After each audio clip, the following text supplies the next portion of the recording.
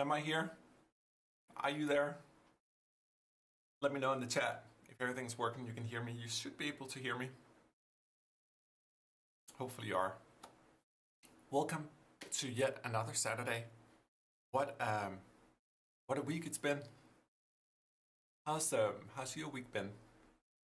For us, this week has been the usual, actually. Just madness. So today it's working. I'm glad it's working. So today we have a lot to talk about. I was kind of, it was weird actually. I had a week where I was like randomly just like watching some trailers of video games and all that, and I realized our epic toms kept haunting me. Actually, I loaded it up here because this is like this is a library we recorded over 15 years ago, and I was watching a little snippet of a Thor movie. It was there. Then I was playing one of the latest Call of Duty games. It was there, and I was just reminded about like those early days. This particular set of samples were recorded. Let me just put it up here so you can see it. Were recorded in a glass lobby. Way back, I was scoring Tomb Raider games, and I was trying to build percussion that I didn't have. And the company I worked for had this giant like lobby made of glass, and that's where these toms and other libraries were recorded. And it's by no means the ideal recording environment, but it was ideal because it actually created another type of sound, this very sort of piercing kind of sound. I'm sorry.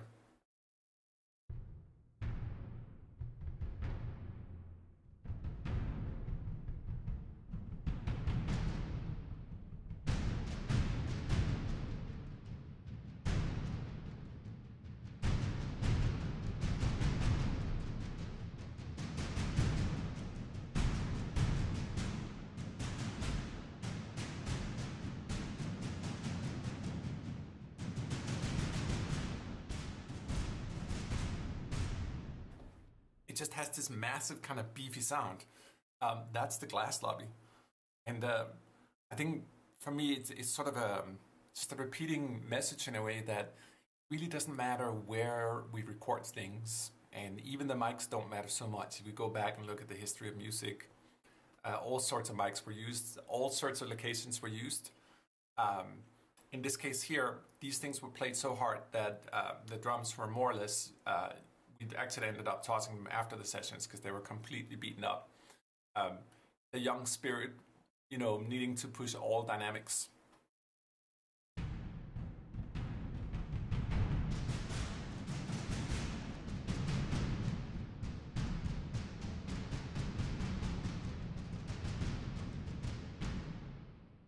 Anyway, I don't. That was just one subject to talk about. It is just interesting for what we do because like create these instruments and they end up in so many different places. I never thought these epic toms were still used, but they are. And I think that maybe there's just a little bit of a sort of a signature sound to them. Because we create so many libraries, I tend to think about the next thing and forget about the past sometimes, but there's a lot of beauty in the past. And past samples as well. I'm sure for you guys as well, like you have certain libraries you keep coming back to because there's just something inherently beautiful about them. I'd actually be curious to know what libraries you guys keep coming back to. What is that sample gold? This is one of them for me. I'm selfishly noticing our Tiger ensemble up here. That was done a few years later. We learned a few things about samples, and this was recorded in a church. But in same principle, like let's just find a beautiful environment and then just record things. By the way, I'm looking at the chat here. I just love to see you guys from all around the world. It's so sweet that we have this technology that we can all meet. How great is that? From Thailand to Oregon. It's just so beautiful. I love it. The whole world can unite through these technologies. Jazz dude, huge glass planes absorb lower frequencies and support the 3 to 7 kilohertz range. I didn't know that. I just know that I needed a space that had reverb in it, and the corporate lobby was right there with AC systems and anything. It didn't matter. Hey Houston, hey Finland, hey Newfoundland, so many cool places, and Germany as well, and Lisbon. Wow. Hello world. How's it going? Anyway, the Tom's here. The Tychos.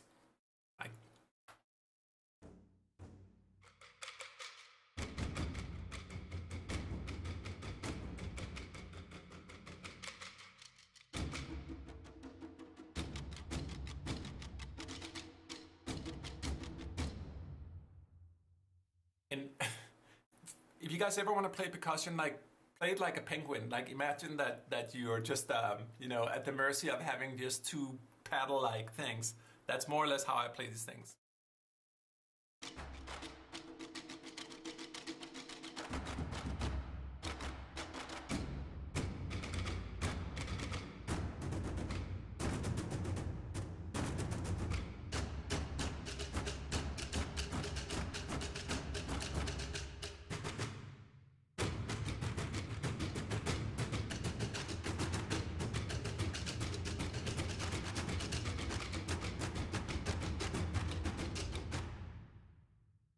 So much for how we were taught to play in school, right?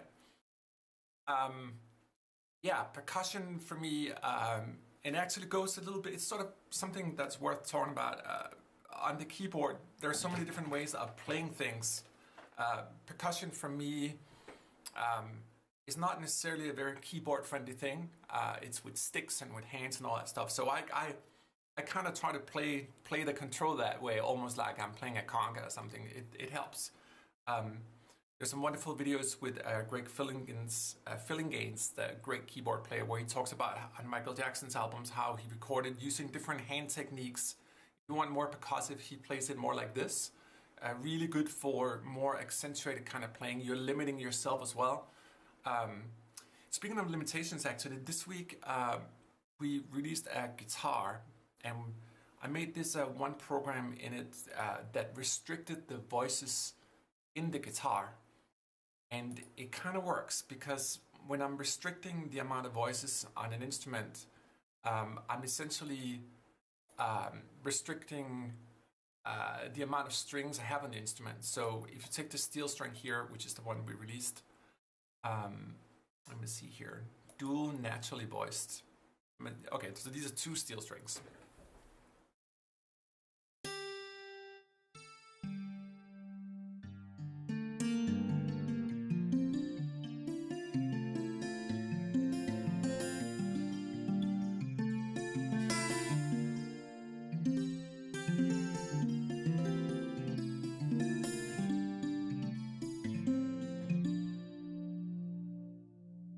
We can't really go wrong. If I take the single guitar here, you'll notice that there's 12 voices here, essentially 6 for the release triggers and 6 for the main instrument. And that just means that no matter how piano-like I play, I'm going to be limited to the 6 strings, just like the real instrument.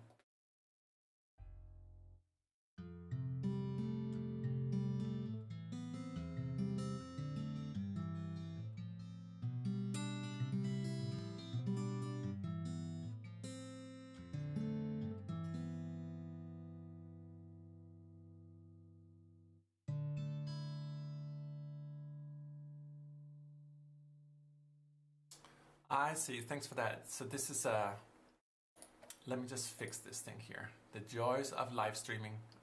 Let's see, Soundpaint here. I need to change the applications. Let's see here. 2 seconds. Switch it back. Should work now. Hopefully this is better.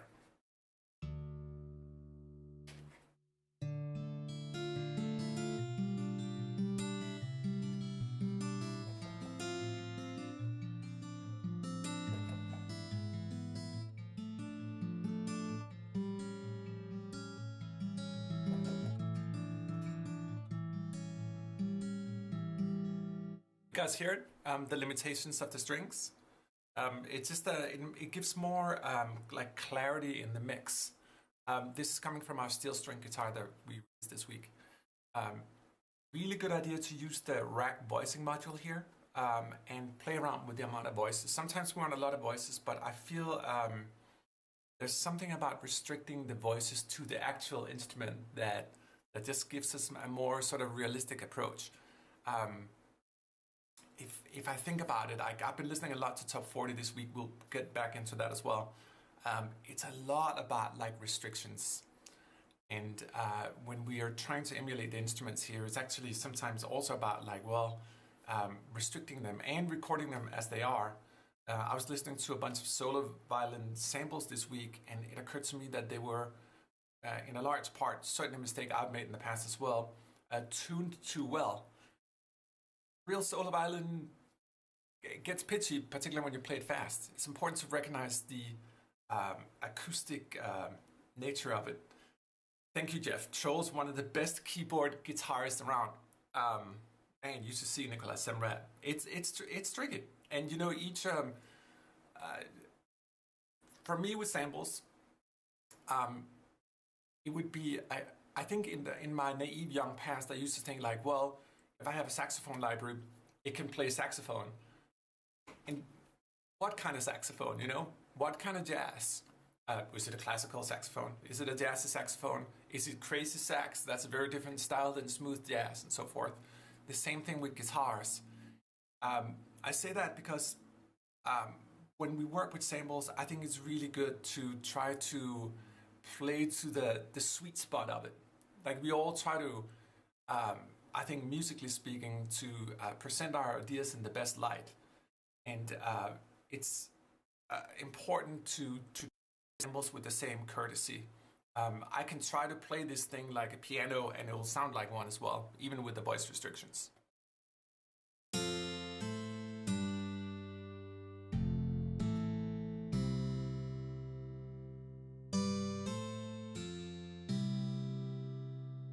It just inherently sounds like a piano. It's just like, no, that doesn't sound very good. So when we play them, in this case here, a steel string, and because it's picked, I'm thinking like, okay, I'm going to go up and down the strings. It's going to be more arpeggiated.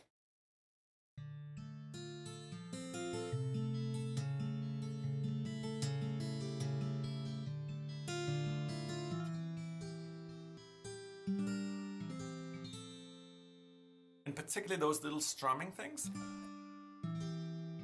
instead of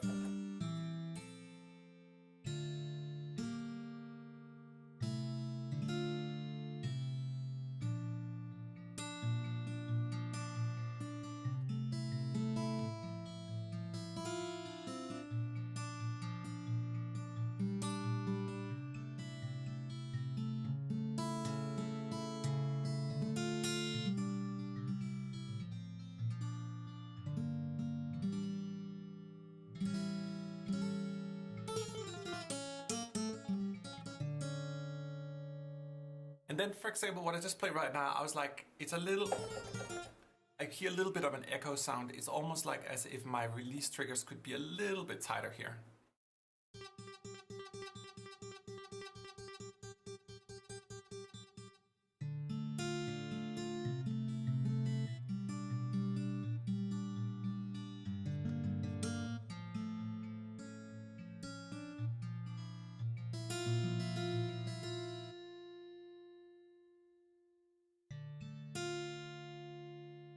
Okay, so let's see here. I actually wanted to nail this one because I didn't nail it last week. Lars, you're saying that my voice, the instrument is a lot lower than my voice. It should be roughly the same when I'm looking here at the volume, but tell me here, let's try to tune up a little bit. Is this better? Is this more balanced between talking and playing?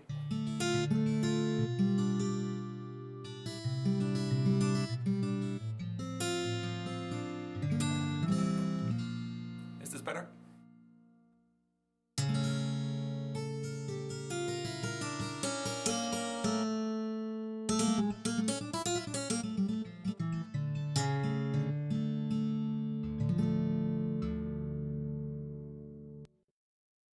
Now, I also love to play with tuning. Notice our color knob up here, it's at +12. This is the steel string guitar, but this time around we're playing with the color of it, so it's a lot tighter sounding.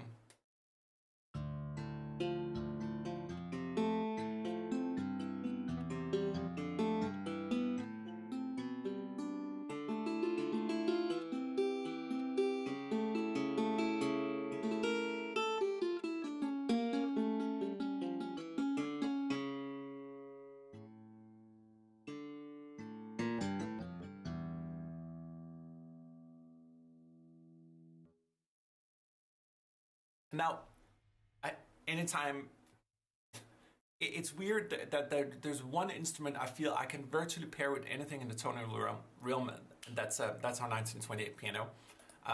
It goes so sweetly with the steel string as well.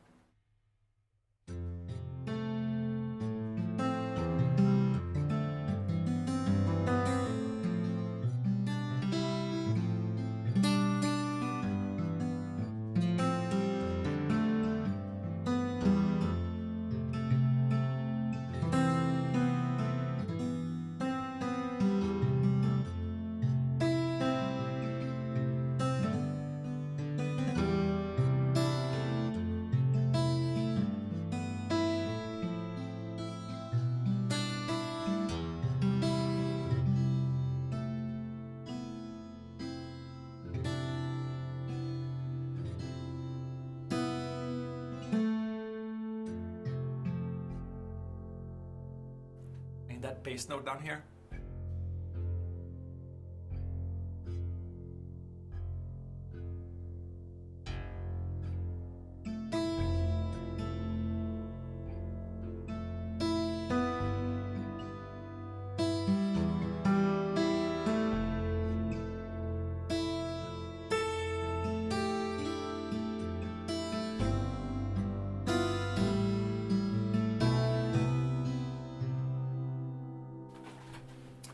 So I wanted to ask you guys something.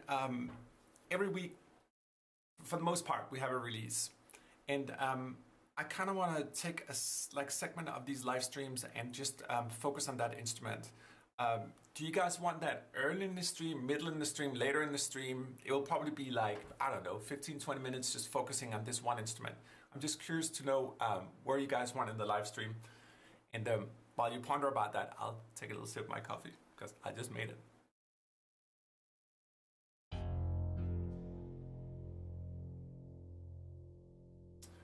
Okay, so let's see here. So Parker, you're saying that now the playing is too hot. This right now should be about the same.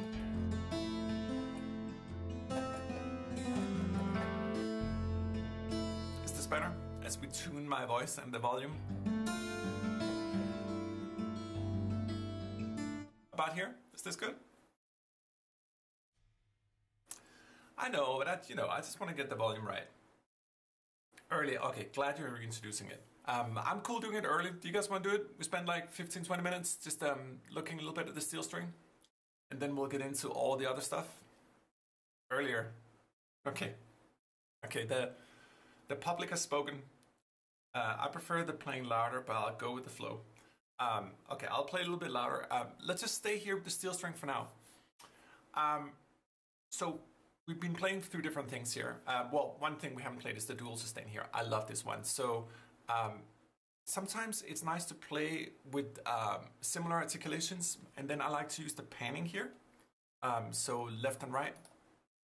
Well, that wasn't left and right. That was a release trigger. Here it is, yeah. So you'll notice that I'm sort of taking similar articulations. This is pick guitar and fingered guitar. Put a little bit in a pan. Gives a beautiful stereo effect.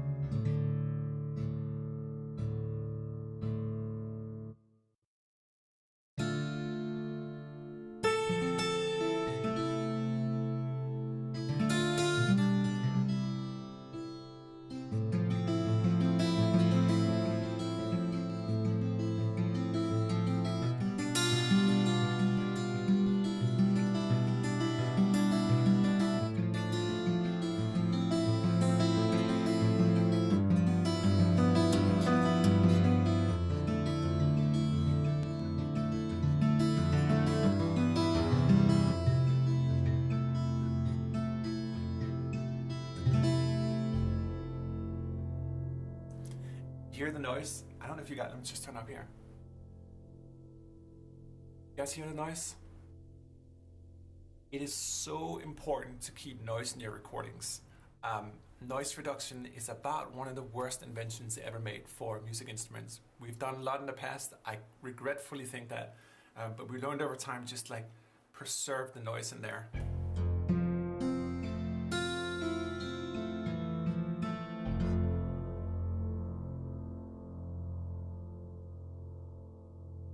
A lot of the higher frequencies are retained in the noise.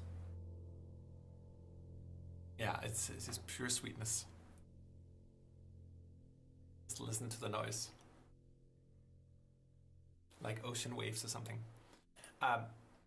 We have a lot of strums as well. I'm gonna use my looper a little bit here on the strums, just trigger a couple of strums, build some strumming stuff, see what happens.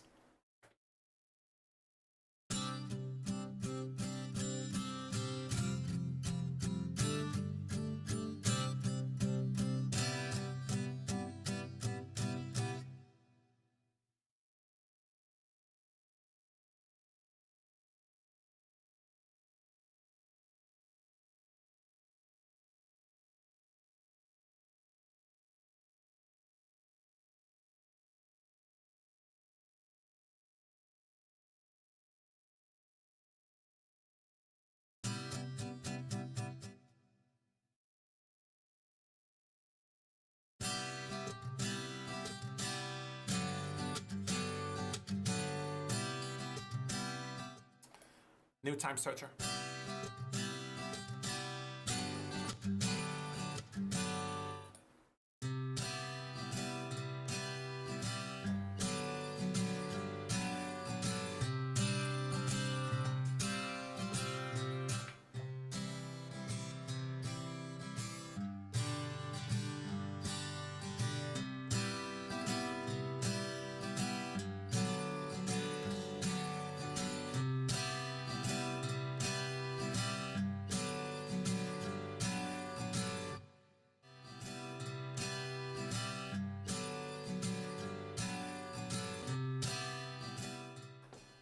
So that's in the looper right now. That's why it's repeating itself. No, I should not touch the camera. Anyway, I have a looper over here where I'm playing.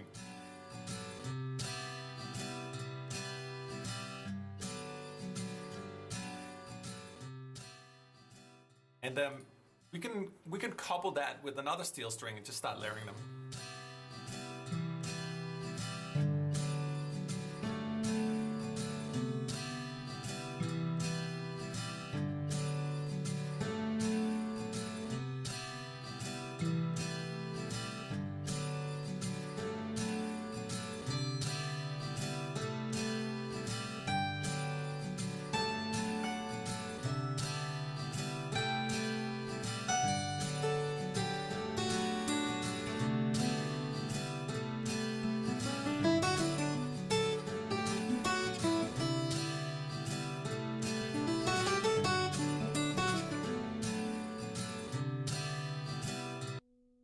I like sometimes to use instruments from the same family, and you can actually loop a surprising amount of them. We can try something else here.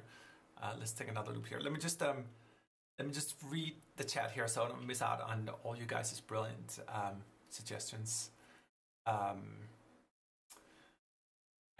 to the demo's product page. Reminds me of a fat harpsichord. Yeah, you know, it is kind of a fat harpsichord. Let me take you up on that one here. Let me just clean it up a little bit here, and let's try to load a harpsichord on top and compare the two. I love that suggestion. So we have the steel string right here.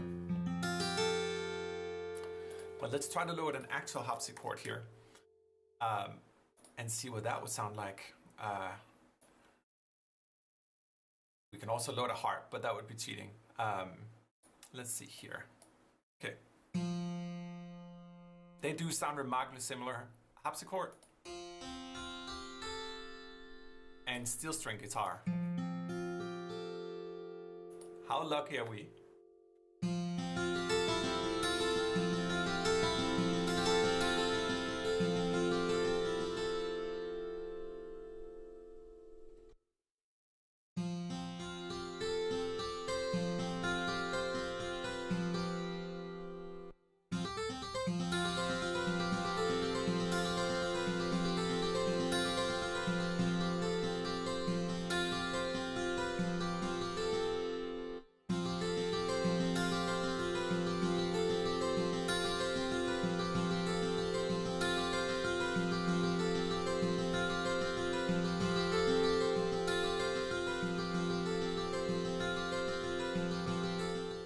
So that's fired into the looper. We have a harpsichord and a steel string looping.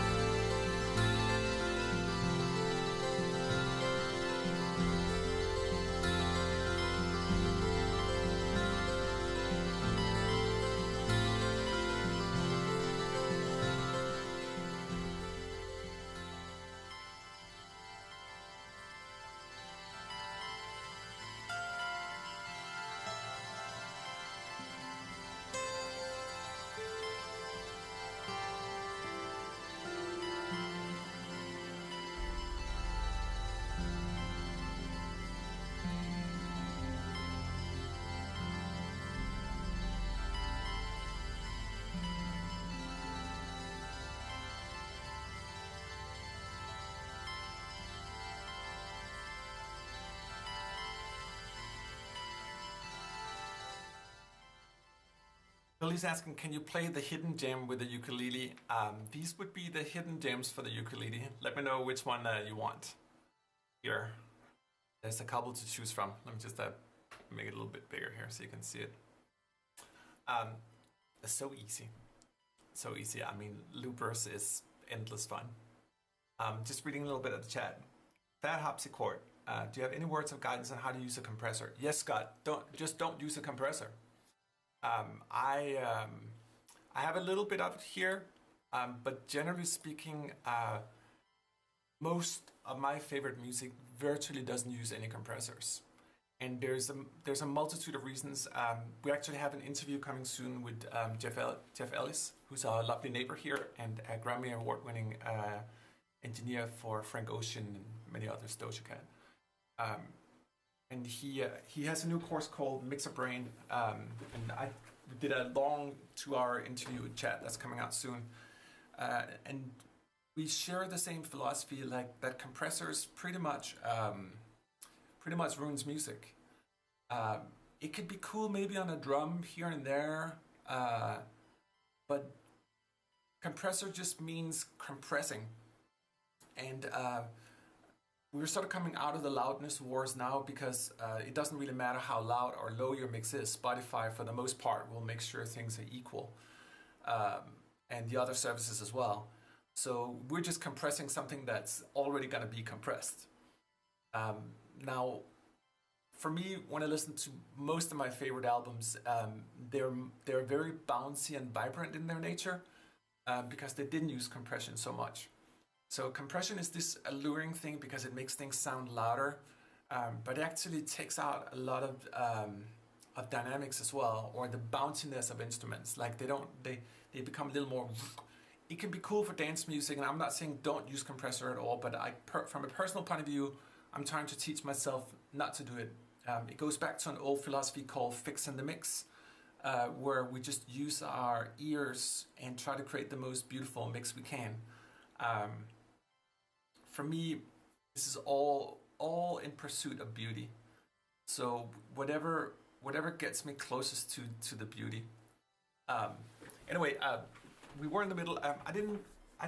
Not sure I got the hidden gem thing here. We'll come back to that. Let me go back to the steel string here for a second. There's a lot of beauty in here as well. Let's maybe strum a little more with it. Speaking of hidden gems, by the way, if you guys see this icon here, this is how you can sort all your hidden gems, which are programs utilizing more than one library.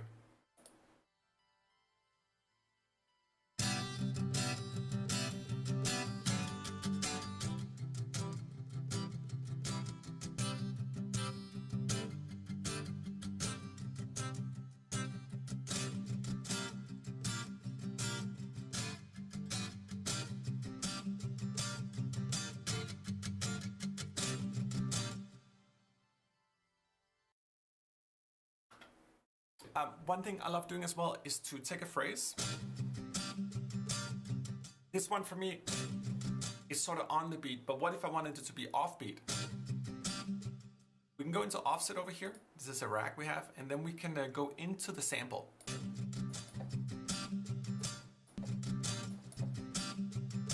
Now it's reverse, do do da da do do da instead of da da do do.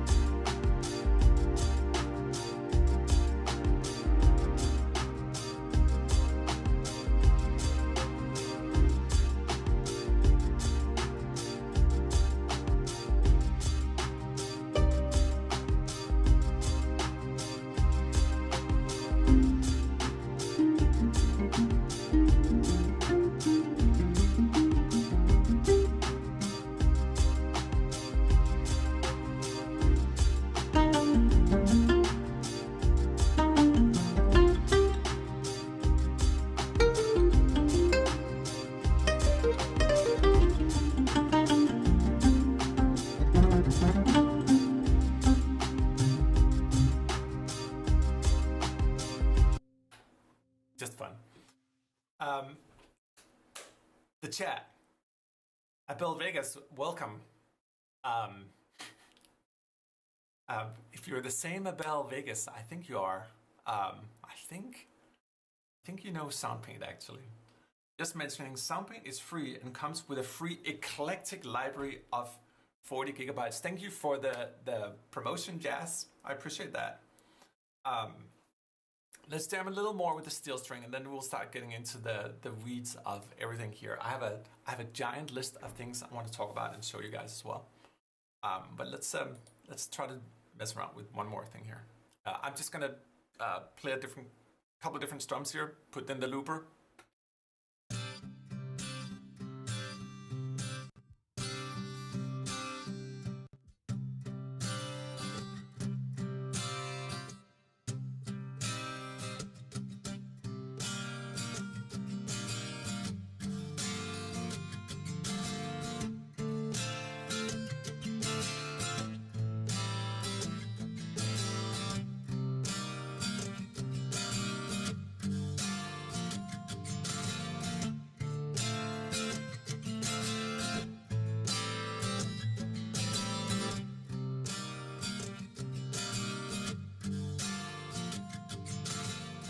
mean, in a way, like, I don't even want to add to this, because, like, you know, if I could sing, I would.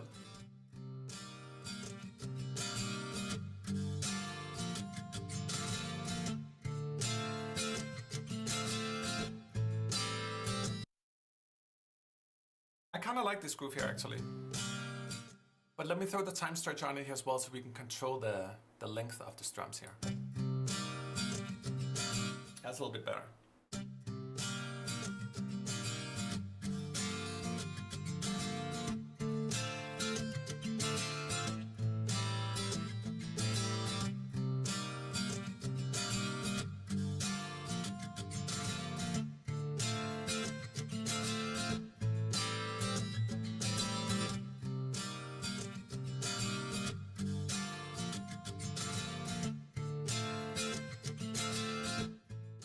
You can throw a sax on this. You guys want a sax on this one? I'm just reading sax in the chat. Maybe I'm just selfishly reading it. Let's try some sax on it. I actually made this new sax ensemble this week here. Let me see if I can find it. Yeah, the baby sax duet. This is a new little pattern we're working on.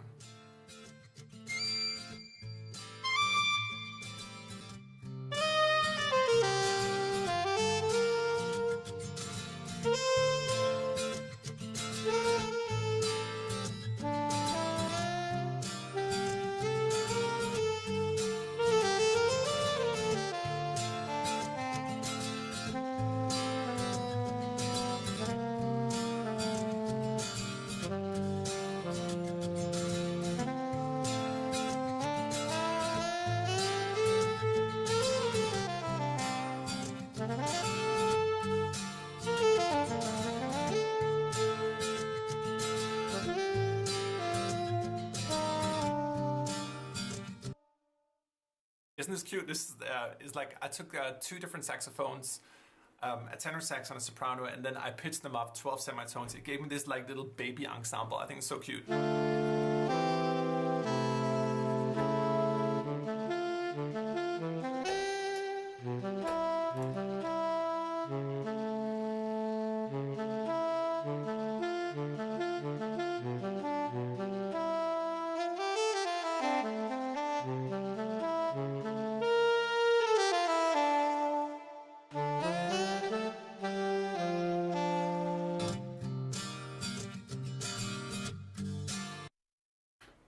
Baby sax ensemble.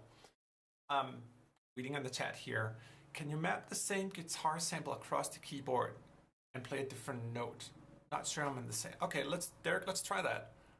Let me go back to the steel string here and show you a little party trick, if I understand you correctly. So I'm just gonna load the standard like finger articulation here, and I'm just gonna remove everything else, and we just have this guy here.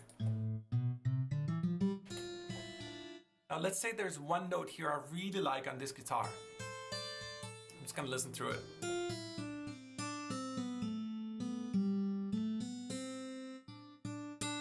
Okay, I kind of like this note here.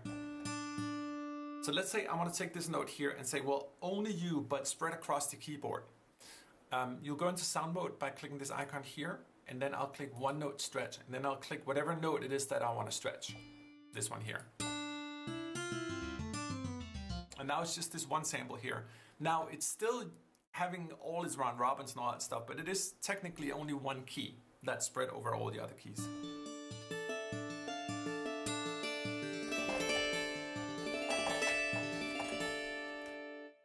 Perhaps a little bit more effective way of demonstrating that. I'm going to take one of our free libraries, say our free Angels here, and just load a patch here. Let's see. So right here, there's a variety of different samples. Every key has its own sample. So again, I'm just gonna look for a sample that I like. Okay, let's take this one here. Kind of nice. I'm gonna click here, click one note stretch, and just click this sample here. And now this sample is the only sample playable across the keys.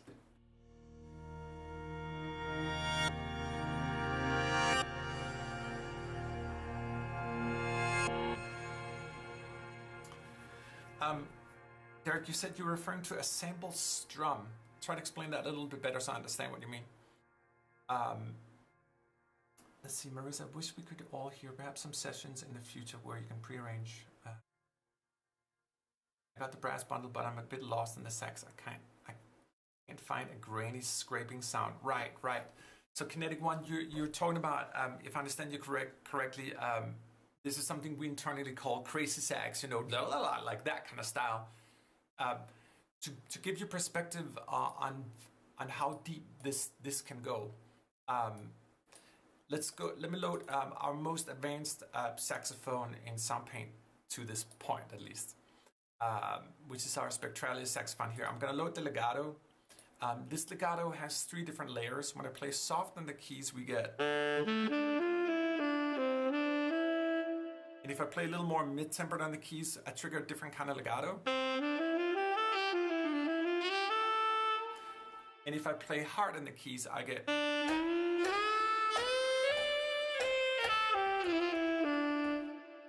But if I understand you correctly, what you're talking about is like, well, that's cool, but give me that like crazy layer on top of it. And it goes a little bit to what I said earlier on. You know, what is a saxophone? How do we sample a saxophone? This one here for me is like great, beautiful, jazzy kind of saxophone, but it doesn't have that crazy sax thing. That would have to be sampled with that in mind as well. And I say that because I think with libraries, like we tend to think like it's any library is a Swiss Army knife. A string library can do anything in strings. It's like, no. A string library needs to be very, very dedicated towards what the idea and purpose of it is. I think it goes for most instruments that are advanced in their nature. I just got done recording an ARP 2600, which is an infinite instrument as well. It's like an old school vintage synthesizer. And the same realization is like, well, I can go in infinite directions with this, you know? So I think we try to respect the instrument and realize that the computer is a mere imitation of a much more complex reality. And I encourage all you guys, despite us working with Soundpaint here and all that, but for anyone, pick up like real acoustic instruments. You learn so much that then feeds back, you know, into the way we work with the computer. Not so much the other way around. Nothing beats like the acoustic reality. Let me see on the chat. Brass bundle. I just got the Adastra solo library and can't wait for the chamber on example. Thank you, Jim. Let me just show you a couple of different things. We have 3 different volumes of Adastra. We have solo, chamber, and ensemble. This is our old Adagio strings in ADO. We worked on them for many, many years. But before we do that, maybe Billy's saying, can you play some of the Instant Steel sound labs? Because there are several hidden gems. Yes, I'll do that. Let's do that before we get into strings. Forgive me for a second. We're switching back to steel string. Down in sound labs here. Oh, yes.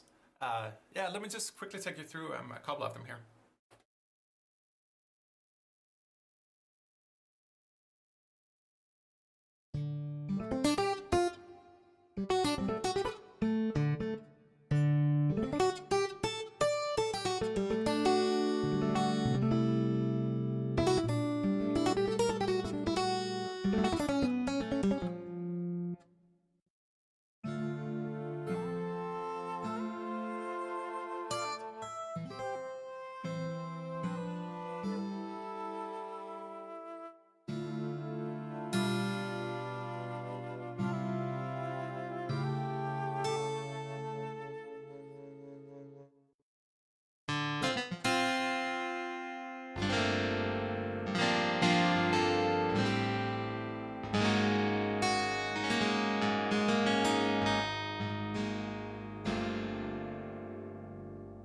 Yes, Kinetic, it is on the roadmap.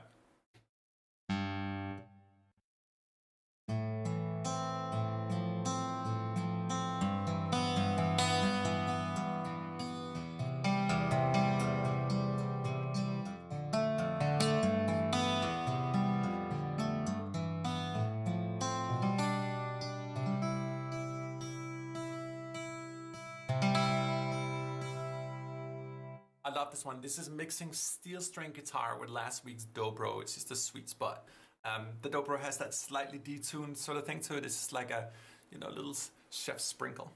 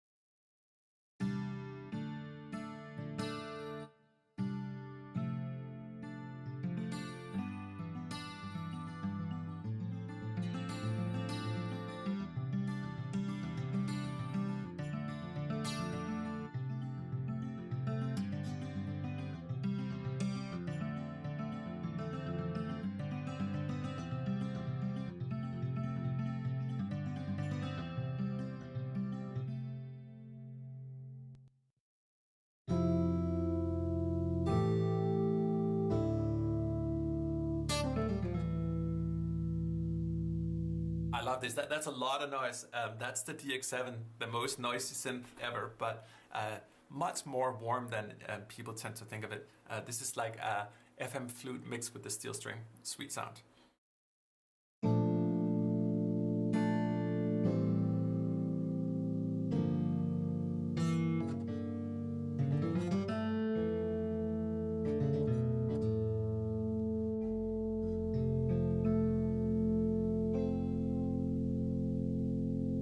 Almost getting kind of organ vibes.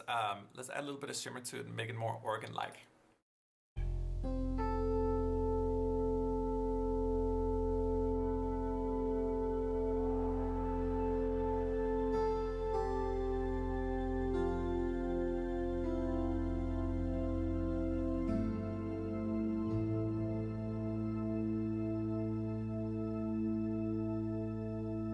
I'm just gonna try to throw this in the looper, see what happens.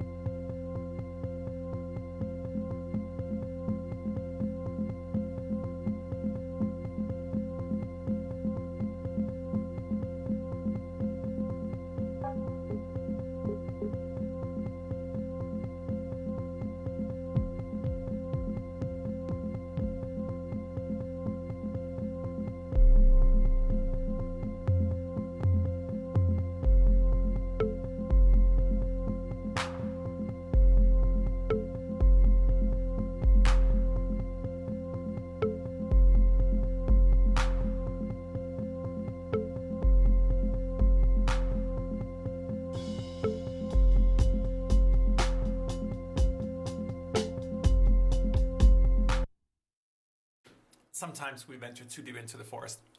Anyway, that was, yeah, just a little bit of the steel string presets. I love them. We also make, it's kind of fun to take legato instruments and then mix them together with instruments here. This is the English horn and the steel string. A unique combo.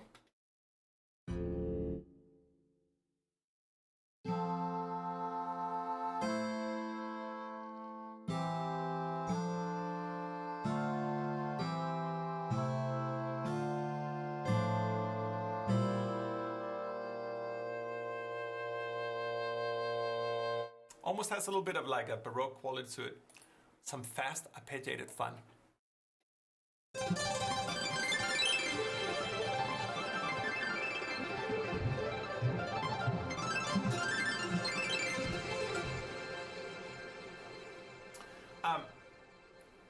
Someone says, well, you make it look real easy.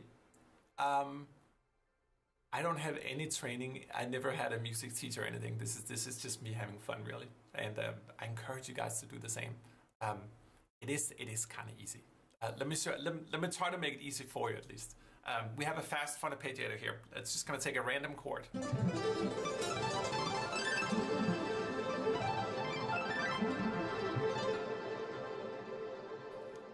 I'm going to take this chord and just throw it in the looper, and then let's just see what happens. We'll just try to be wild.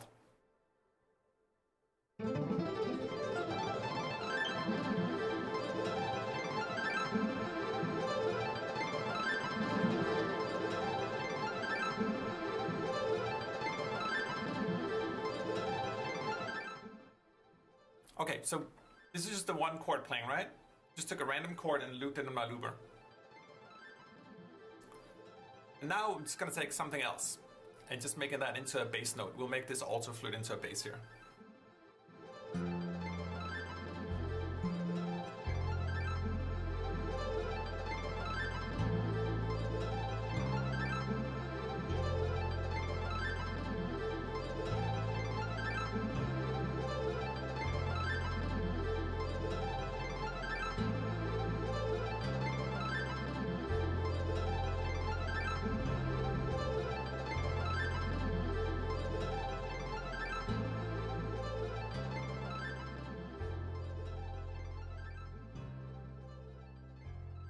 You know, just if I offer just one suggestion, if you guys feel like, oh my god, like this person is doing, it doesn't matter if it's me or anyone else, like they're doing things I can't do.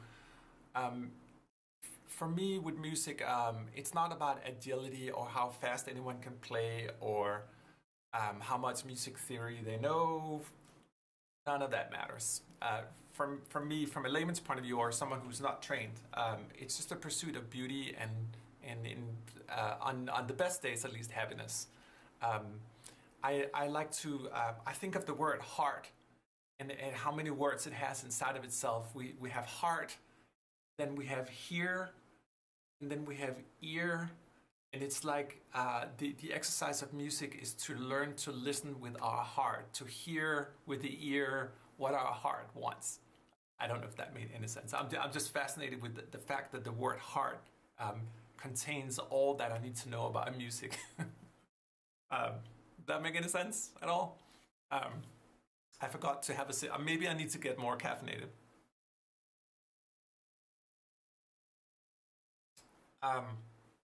Yeah, Derek, like for reals, like it is. I often think about music in context of food or creating something. It's the same thing. Like if you make a meal, you want it to taste good, right? Like you want to use ingredients that you like, and ideally high-rated ingredients or really good ingredients, and you're gonna taste it as you go. It's like, does that taste good? You know. And a little bit in a similar sense, like for those of you guys who cook, I really wish I had more time. But like if you follow a recipe, it often doesn't become that great. Just like if you play something that someone else and like you know it's for me, I like to just use my ear. I don't know anything about chords. Don't ask me about any music theory. I have no idea what I'm doing in the keys here. I'm just trying to pursue the beauty of my ear. The beauty of my ear. Oh, and we had art in the heart and the ear as well. Yeah, you guys are good. Yeah, it's from the soul, man. I think so.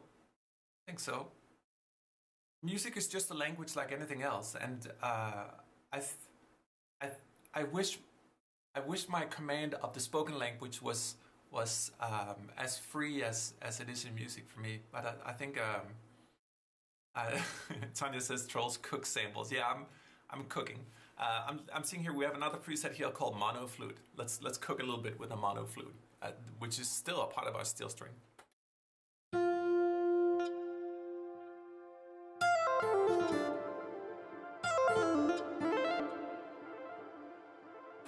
Derek, thank you, man.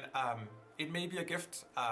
It's certainly a curse sometimes. I can't say that music always makes me happy, but I've learned over time to focus more on this sort of just childlike joy, if you will. And it's not about anyone else.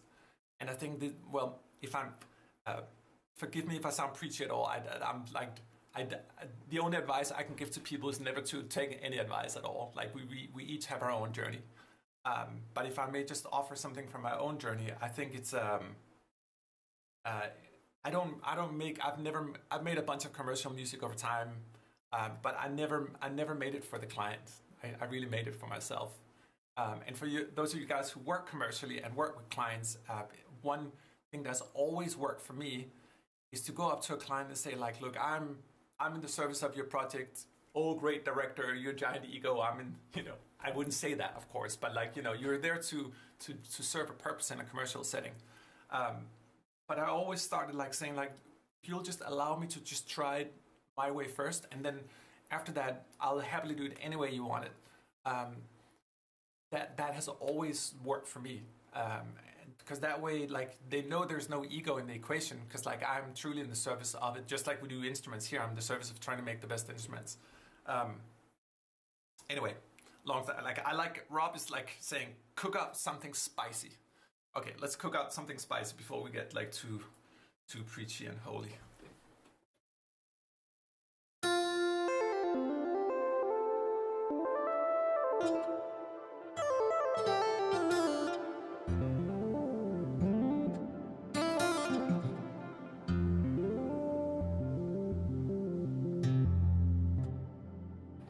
I mean, if it's spicy, let's try to add some distortion to this otherwise sweet mono flute.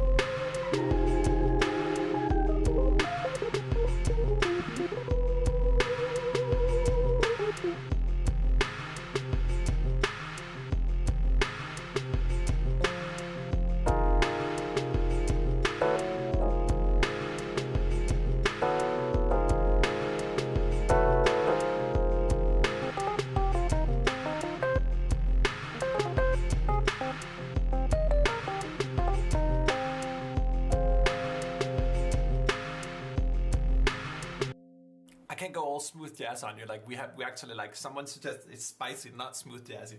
Try again.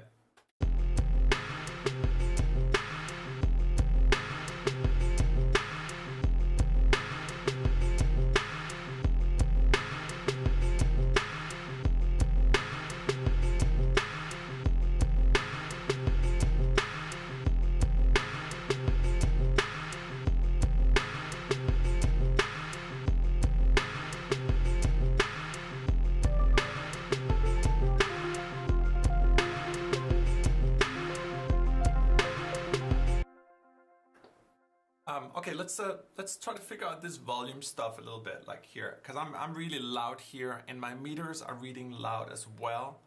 So I'm wondering how we can crank up the volume here without messing up the stream. Let me just look at my settings here. Audio output. I mean, it looks like it's pretty hot, loud and clear to me, but I'm totally not opposed to more. Let me see one more thing here. Let me try to crank up the looper here a little bit. We're at 10 dB. I'm just gonna try to boost it up here. Let me know if this helps. Real-time engineering. Let's try again.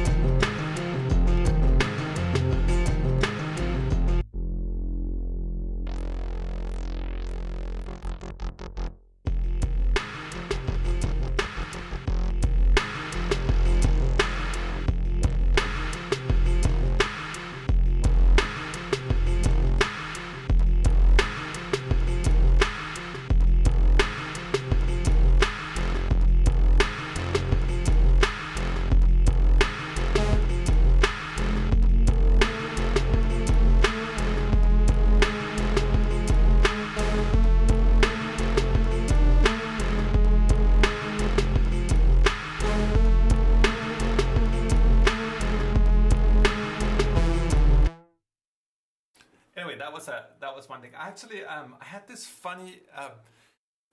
Let me see if this actually works out, because this is so messed up. One of you guys try to mention like a track you like, and then I want to see if this actually works. So any of you guys mention a track that you like. I'm gonna play that track very briefly and then put it in my looper. Someone mentioned Depeche Mode. We could actually try Depeche Mode here. Let me see if this works. I'm gonna type in Depeche Mode, and let's see here. I don't think you can hear this, but you'll hear it when I have it in the looper. No, you guys can hear this because it's going through the looper.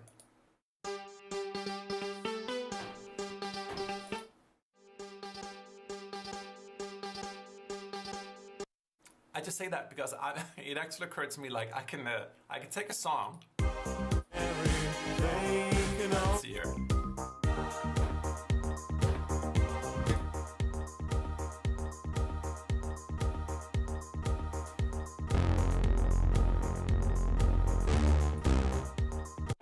Okay, I don't want to use the Depeche Mode. So, okay, so JP, you're saying She's Gonna Leave by Stephen Marley. I've never heard this track.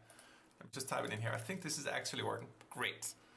Okay, so we're gonna make it up. We're gonna mess it up. I'm gonna Stephen Marley. Let's see here. I'm just looking. Stephen Marley, and the track was She's Gonna Leave. Okay.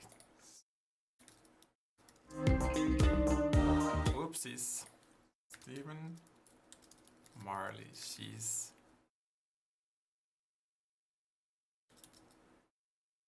I don't see that track here. It's gonna leave. I see All Night. Let's see here. Okay, I love that. Let's just take that as very start here with the pizzicato. So this is Stephen Marley's another track, but Hey Baby.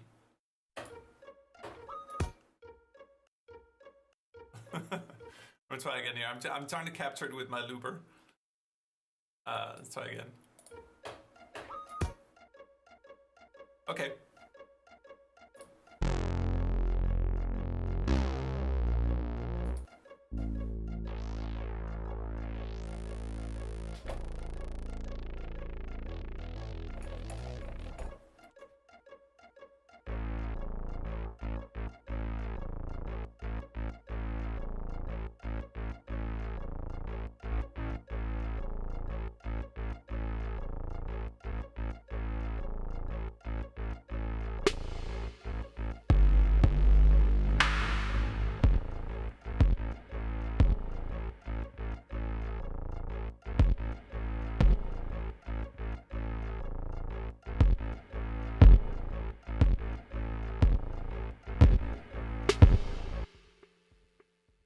No, I ventured too deep into the forest.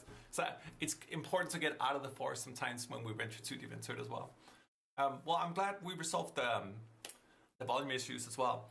I did have one. This is a new track by Kendrick Lamar,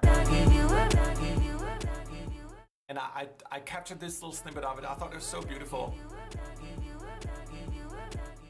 And then it occurred to me, like, when I played other tracks on top of it, you can really make it beautiful. So this is running in the looper again.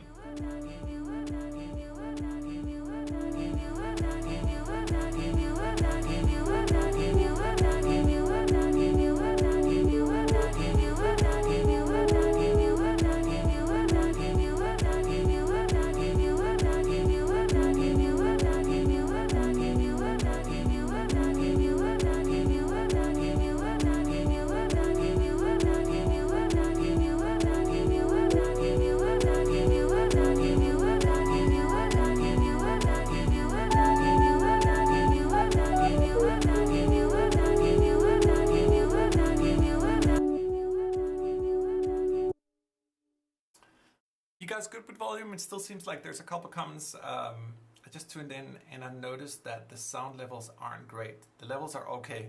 So I'm hearing a little bit of mixed baggage here. Let me is my voice okay? Let's just start there. And then let me know if you need even more volume on the loopy here. I can boost it up more if that's what you guys want.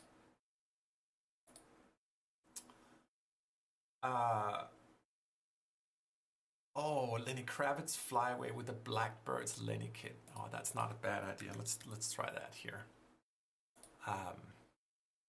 That one. Yeah.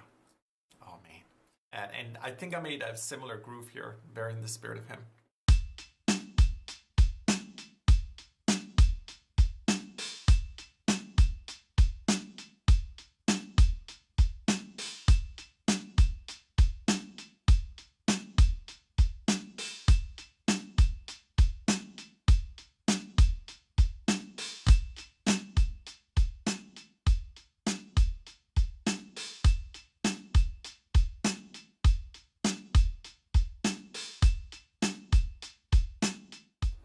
And maybe with this baby here, we can go back to the steel string. Let's see if we can get, let's take some steel. Well, no, you guys tell me, what kind of guitar do you want on it? Do you want acoustic, 12-string, Dobro, electric, mandolin, or steel string? What do you guys feel like?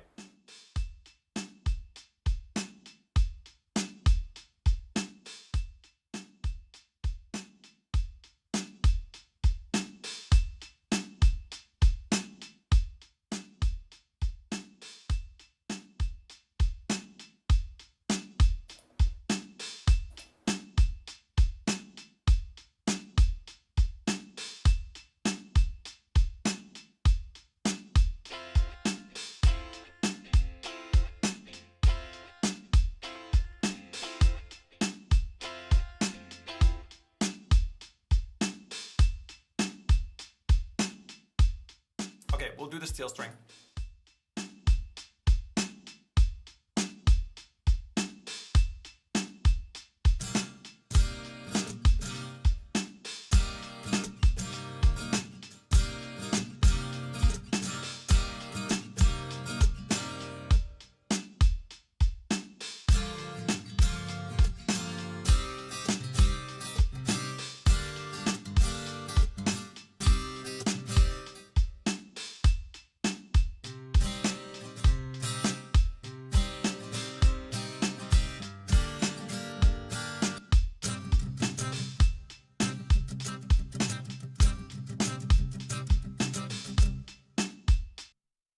let me just briefly 2 seconds. Listen to the real. Fly away, Lenny. Let's see here. Oh, that one. That one. Right. Hardly steel string.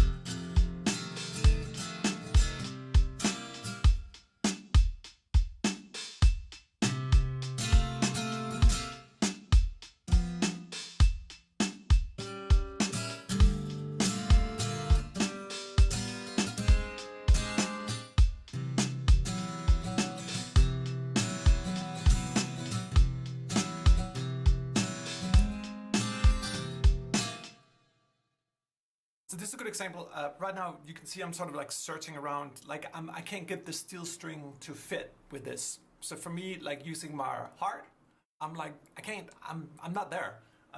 The drums is telling me something different than the steel string, and that may very well just be my limitation. Let me try one more time to go for a deep dive. But I'm just to give you guys an idea about this. Like like sometimes things don't speak together, in my ear at least.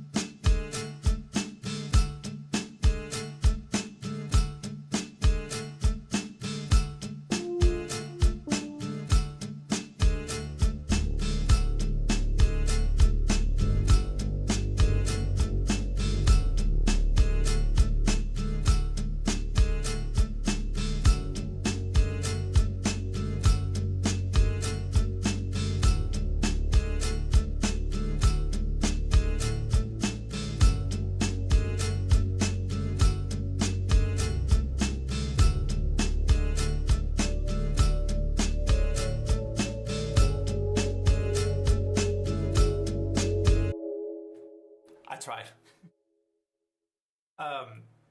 We came for the steel. Okay, I mean, steel it is. Like, if whatever you guys want, I am truly in the service of you.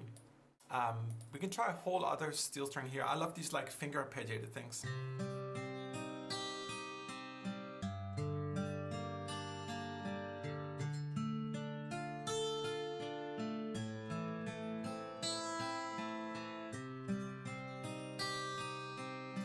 I do want to say one thing though, if I may just make a switch. We'll come back and do a little more steel, but this week was magical. And Tanya, you may appreciate this. It was the 60th anniversary of the Moog modular, the first synthesizer. And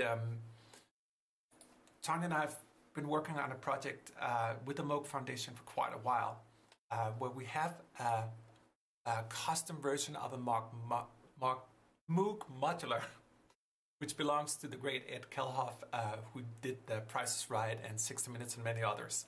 And I just want to show you a little bit of that. It's one of our upcoming synthesizer releases, because I think it sounds really, really good. This is a custom Moog modular that has 34 oscillators, I think, on it. It's amazingly sounding, but just as an homage to the fact that it was 60 years ago. For those of you guys, think about like the Beatles, Donna Summers, Giorgio Moroder, All that disco stuff was done on the first modulars as well. So this is what it sounds like here. One of my absolute favorite synth releases. I created something called Ed's tasting menu here, just to give you a little taste of what it's going to sound like. This is a modular Moog here, and you can see it on the pictures too. Let me just jam a little bit.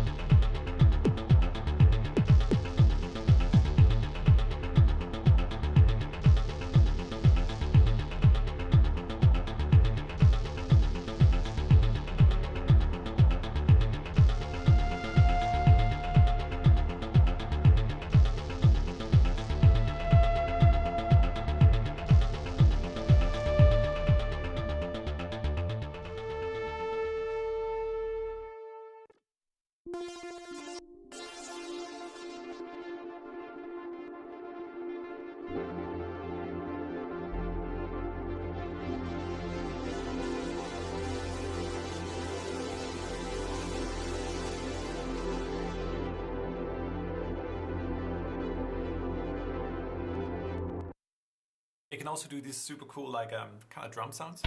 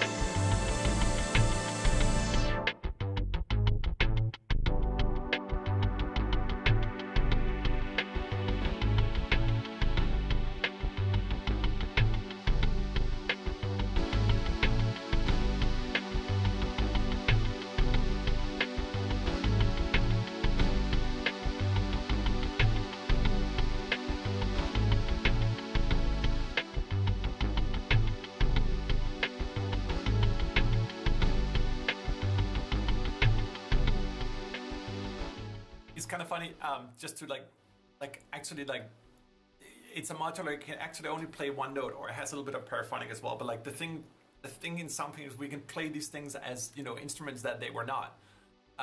When we speak about the Moog modular here as well, it is such a crazy instrument in reality, and it's so, you know, there's no tuning on it like we have on a traditional synthesizer. So it's so neat to be able to get it in a tuned version inside of Soundpaint. Like there's so much more we can do with it, and there's so many things we can't do with it. That's also a part of the beauty about real synthesizers, if you will. Like, you can have the best of both worlds in a way. But this modular here is really something special. I've never heard a synthesizer so old and so new at the same time. The best way to exemplify that is just to play a couple of like the cinematic arpeggiators in it. I'm a arpeggiator lover, but just check out how alive these are, and both vintage and modern at the same time. What is the word for that, for vintage and modern combined?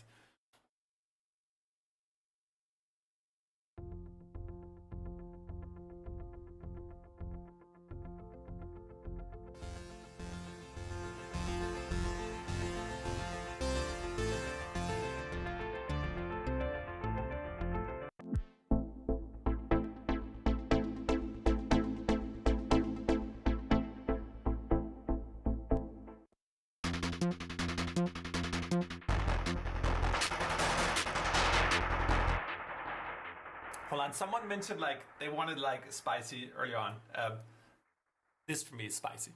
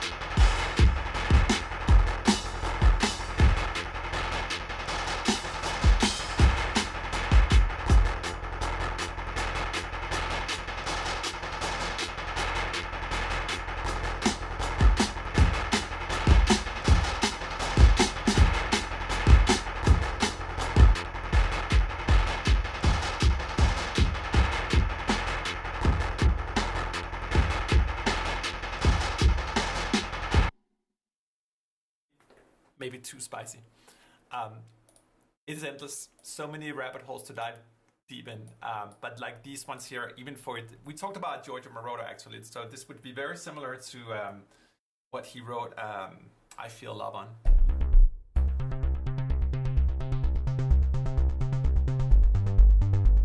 You hear how fat that synth is?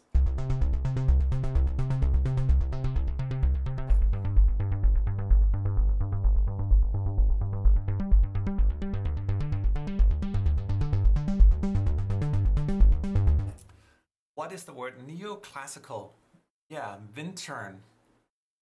Okay, cool. And something is both like vintage and modern.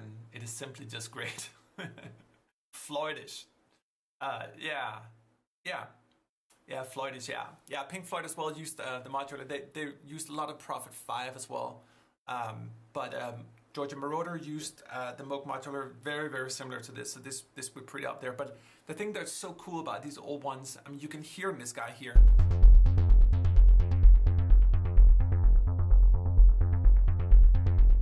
Someone was writing earlier that the neighbors were complaining like this one will surely like shake the room.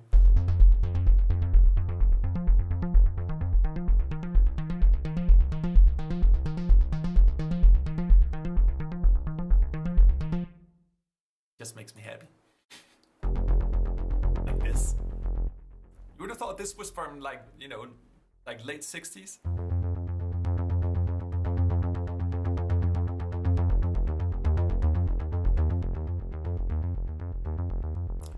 You would be pressed hard to find any modern synthesizer with this much fatness in it.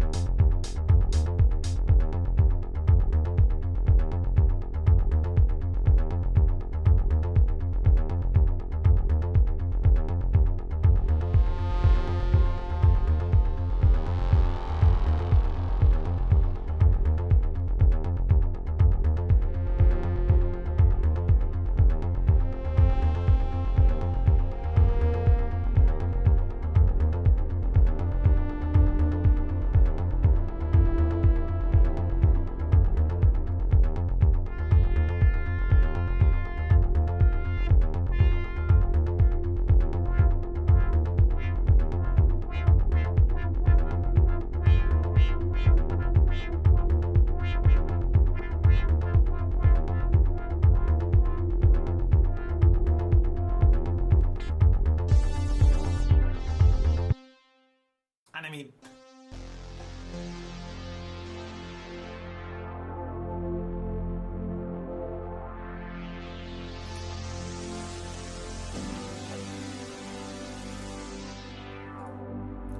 it also helps when you got really smooth filters on it, but it is interesting for those of you guys who play synthesizers that we can play a monophonic synthesizer in polyphony and with multiple parts here. This would be having like a massive wall of modulars like Hans Zimmer's playground.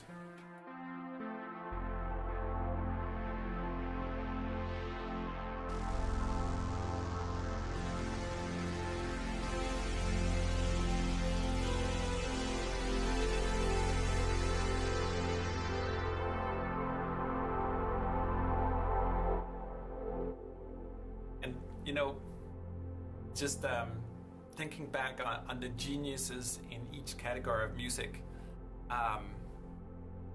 Bob Moog, true genius. Michelle, his daughter that Tanya knows very well, talked about how Bob used to talk about how he could feel the electricity pass through the circuitry. Something that died in the digital age. And for those of you guys who played vintage synthesizers, you really do come to an eye-opening realization that these things are alive in a different way. And from my humble point of view, between the Moog modular and the Model D, we are looking at the Stradivarius of synthesizers. We just don't know it yet, because these things won't last 400 years unless they're captured like this. Real instruments.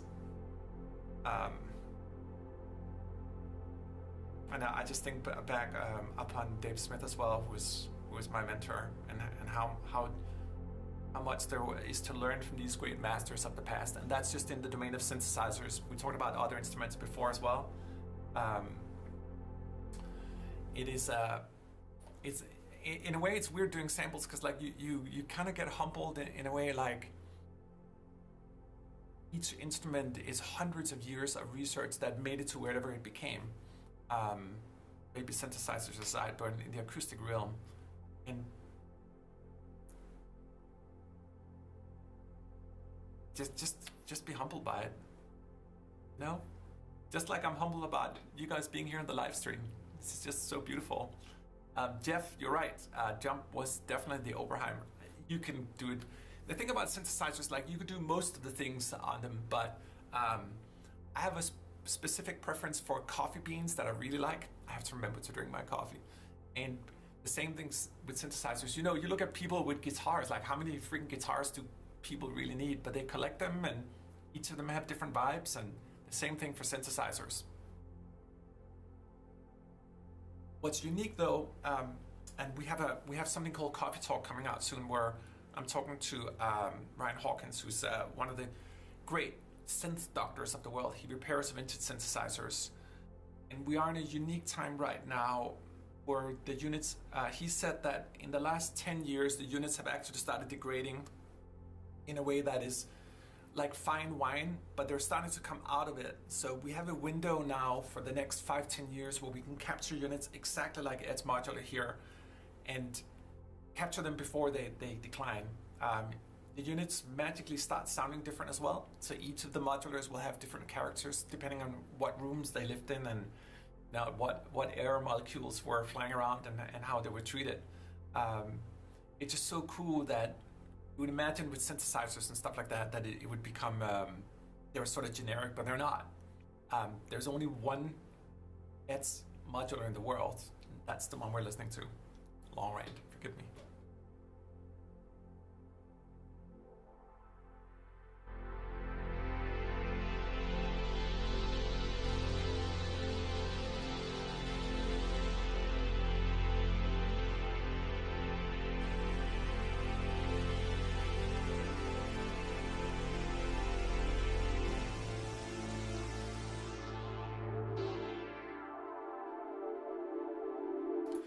So, Jean-Luc, you ask, decline how? Can't electronics be repaired? You know, replace capacitors that have fallen out.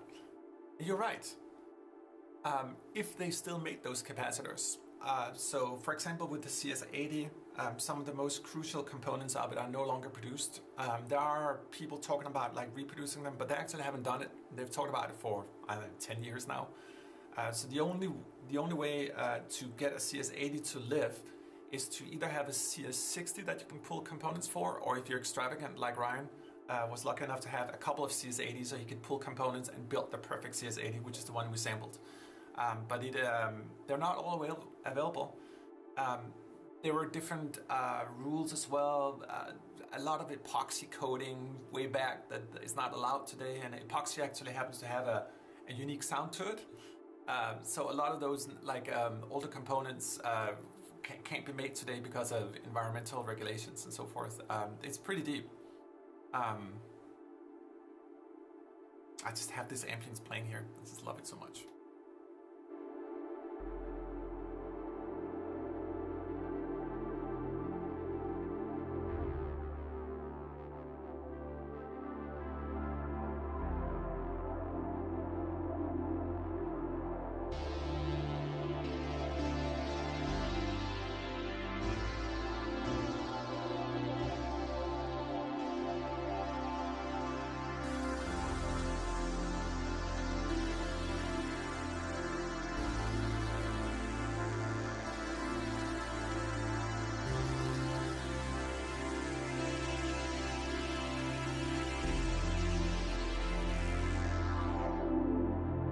Oh my God, there's so many stories regarding that. I had a friend who bought a vintage synthesizer and opened it and completely lost his mind. Apparently there was some kind of like LSD trace in it that I don't know how he ingested or whatever, but apparently he went through a heroic ego death after opening the unit. You know, who knows? There's a lot of stories out there. Yeah.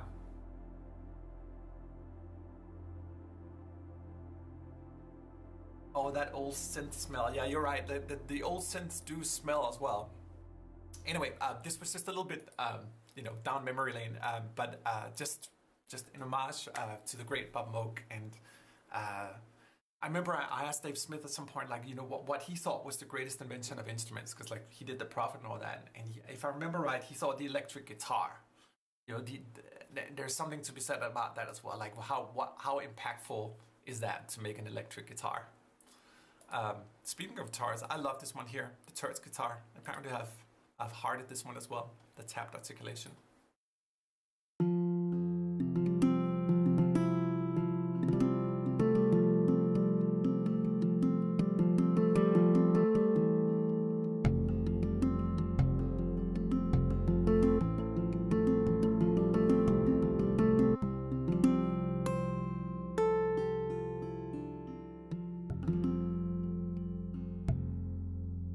Mouse, your first synth was the sequential Prophet 600 in 1983. Wow.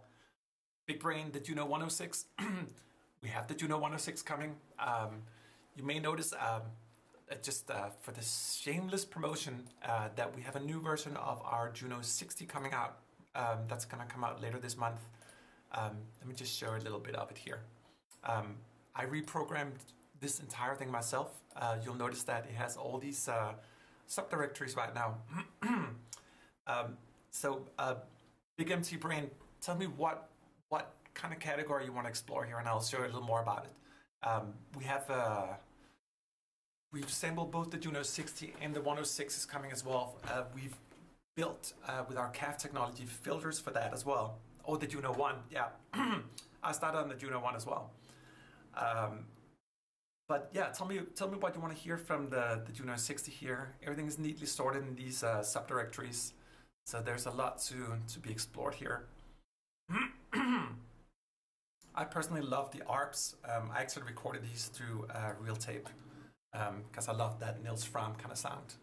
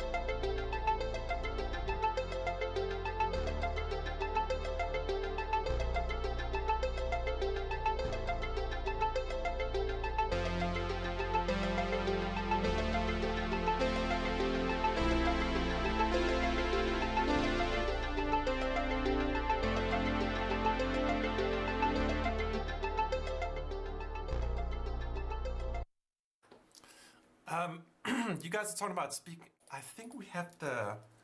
Let me see here. The speak and spell. We had it under chiptunes under the ZX Spectrum. This is a 1-bit synthesizer, if you can believe it. Like people often think about 8-bit, but before 8-bit, we had this. This is the real speak and spell in 1-bit.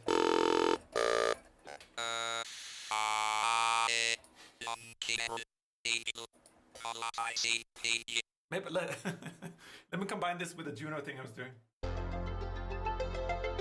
CPU process runtime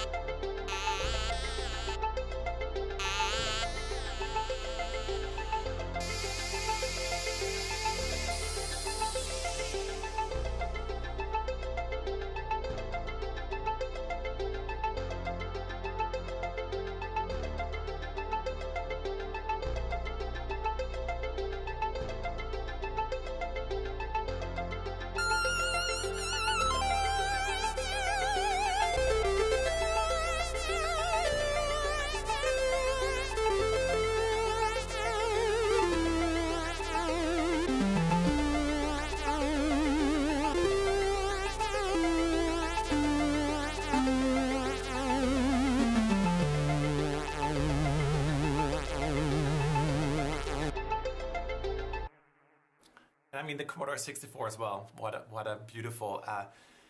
There's so many. I love the C64. This is one like for those of you guys who don't know, it's an old, more or less game console. Before we had consoles, we're back in the early 80s.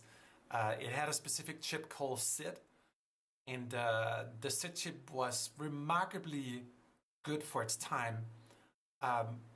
I assembled a couple of different chips because, as we spoke about before, they actually degenerate in different ways. So to try to get all the different colors from the different generations of SID chips, all that in Soundpaint as well. And the original C64 was actually intended to have 32 voices. That was crazy for early 80s. It ended up having 3. And within that 3 noise, we got these just gorgeous, iconic instruments. And it's really, really good sounding. You would imagine like a crappy, like 4 to 8-bit kind of chip from the early 80s would not sound great, but you be the judge.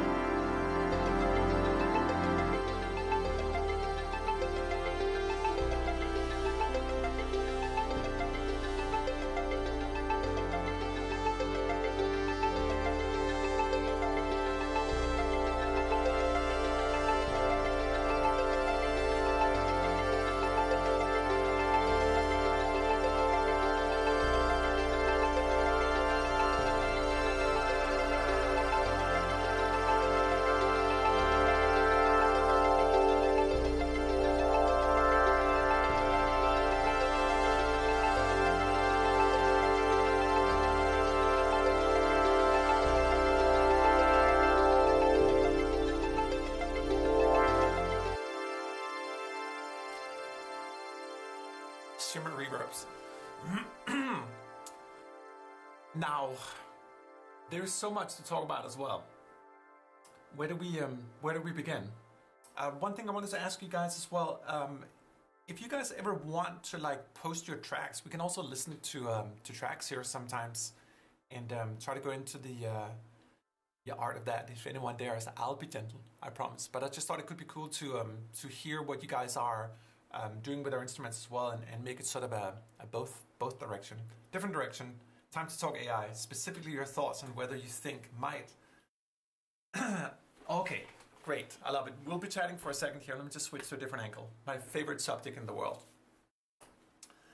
So Jeff is asking, like, if I understand you correctly, Jeff, whether I think an AI will ever be able to score to picture. Yeah, it will. Definitely. How good it is, that's a different discussion.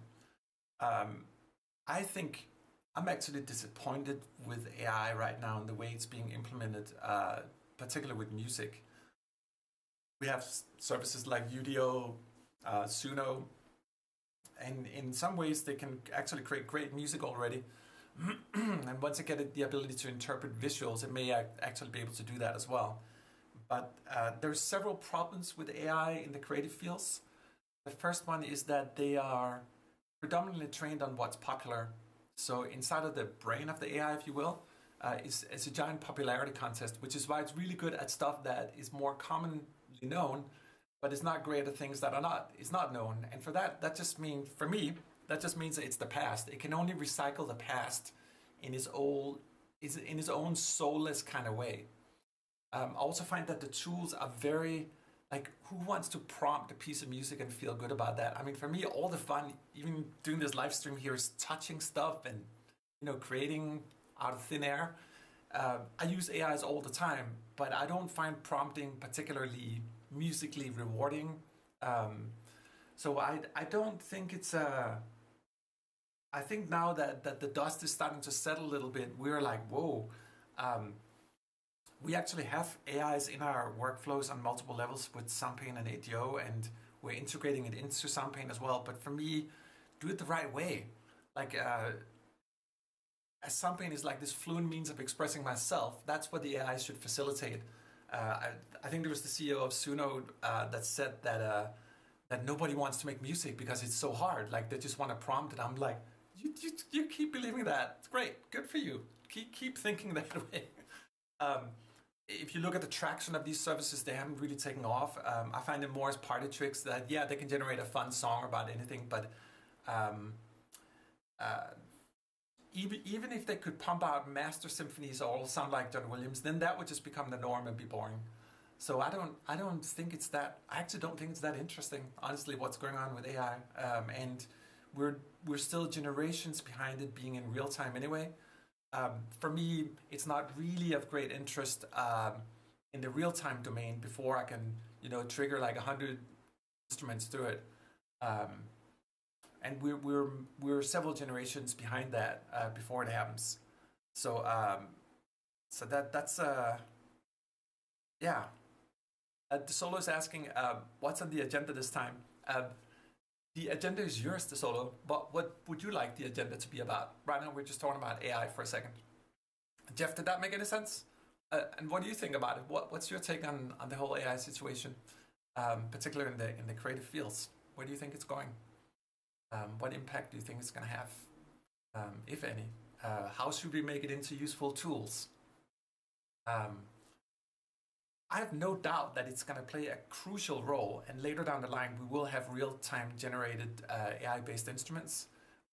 Sadly, the tech is just not there yet. Even if you run like the newest NVIDIA cards, like the 5090 or whatever, it takes like 4 minutes right now to render a video, a 10-second video, and that's with the latest generation of publicly available chips. Like, we're just not there.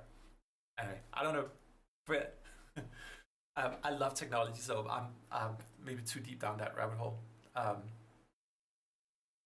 Big says, I'm very pro for the advancement of AI, but I would never use it for more than utility in production. My imagination is so full and bursting, I don't see the value in AI for myself. Yeah, I feel the same. I mean, until it's there, it's not. And I really,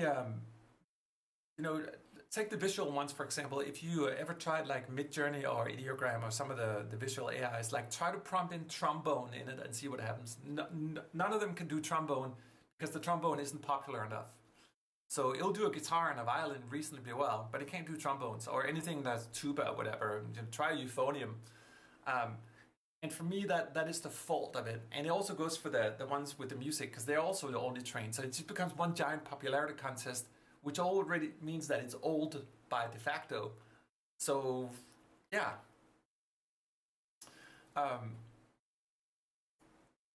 Jean-Luc says AI might be useful way to generate realistic voices. In fact, yeah, I agree with that. I think one of the few interesting applications I've heard lately is for vocal stuff, for sure.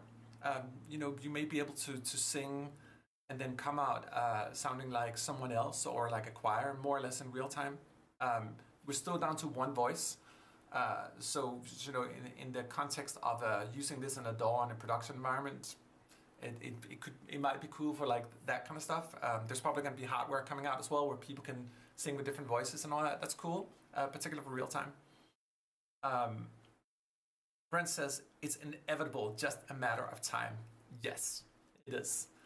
It's just a matter of time, and then it's about having the right developers that actually knows about AI, but also knows how to make them into like useful tools. I find right now it's just a bunch of tech bros doing their thing, and without any respect or remorse for the industry, for copyright for that matter. But thankfully, creating these completely soulless services that are in certain ways amazing, but they're just not taking off because they're soulless and they fall into this popularity contest thing. So, but eventually, yeah, I agree. It is inevitable. The Solo asks, what's your favorite riff phrases that you like to put in your music? I don't really put riffs or phrases in my music, but maybe that's not what you're asking. Are you asking sort of what I like to come back to? I just let my ear seduce me. So if I hear something that's pretty, that becomes my phrase. We can try it right now. Hold on. I'm just trying to play. Let's load up something random here. Start a fresh loop. And yeah, we'll just let me just load this one. It has a heart on it, so it must be good.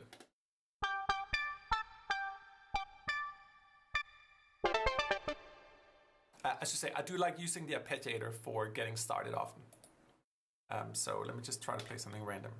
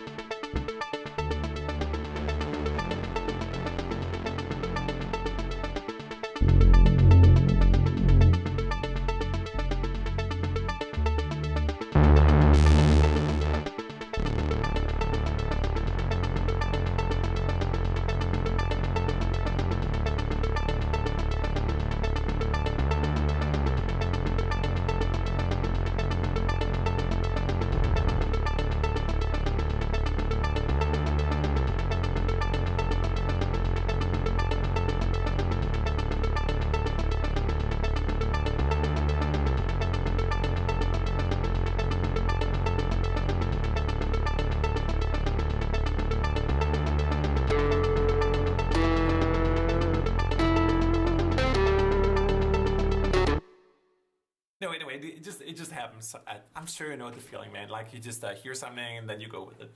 I'm trying. I used to be very much about like sitting and fine adjusting things in the DAW, but over time I've become much more like just create something and then just follow it. Reading on the chat here, you guys, you have a lot of opinions about this. I love that. I don't mind something like meets Stokas, but even still sort of thing. Yeah, it should. JP, I agree. It should aid creativity instead of killing it, and that's why I find like the current tools for music are like those where you can just prompt a piece of music. Like it's like I have no control over it.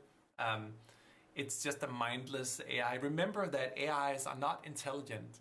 We can discuss what definition it is, but it is still just predictive algorithms. over time they will become so multimodal we will think they're smart, and maybe that we'll have to redefine our the way we talk about intelligence. But for now, it is really predictive algorithms, and they're taught on material that's popular, and there we go. I don't want to sound like someone else, more like I can hit those high notes without breaking my vocal cords. I agree. I mean, that's the vocal stuff is cool, and all of it is cool if you're in control. I think control, like at least in my experience, like that's really what people want to be able to control this stuff. And from my point of view, it has to be real time. I'm not interested in sitting and waiting for something to render. Like if it's not within 5 seconds, I'm out. What about AI integrated into Soundpaint to assemble instruments in various configurations, at least randomized with effects? Yeah, let me show you a little trick here. And Solo, this actually plays into your previous question as well. Like I love using the randomizer here. Go into parts, open this thing here, and we're just gonna create. I'm gonna say 1 and 2 here, and we're gonna randomize that. It's gonna load 2 different parts. I'll keep doing that until I find something I like, and then we'll build with that.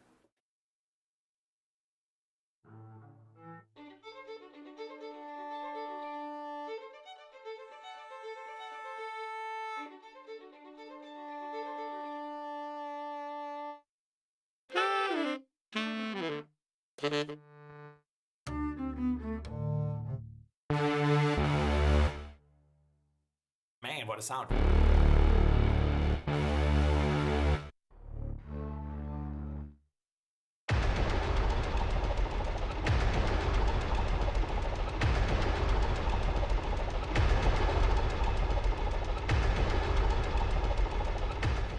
That was a lucky strike. We got some crazy hybrid effect, just like.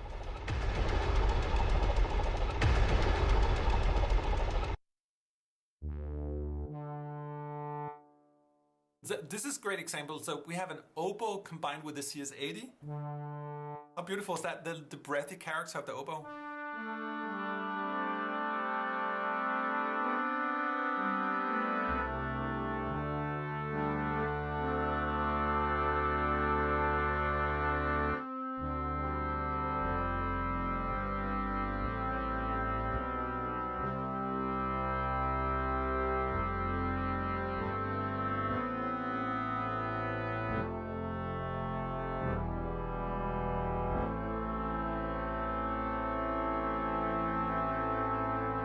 It's funny, this is actually for Toto. But with an oboe.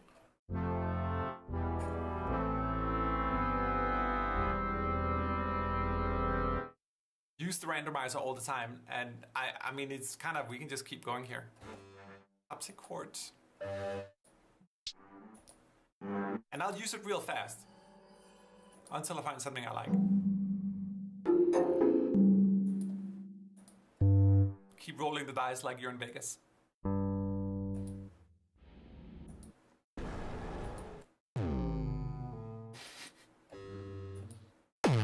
You know,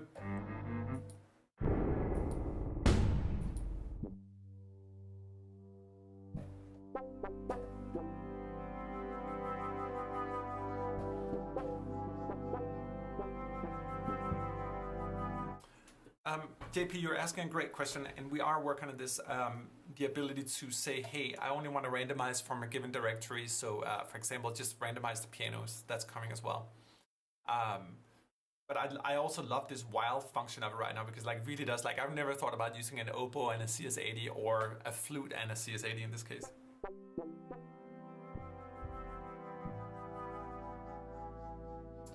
As AGI become reality, you may not be able to discern AI made versus human. I guess we'll see soon.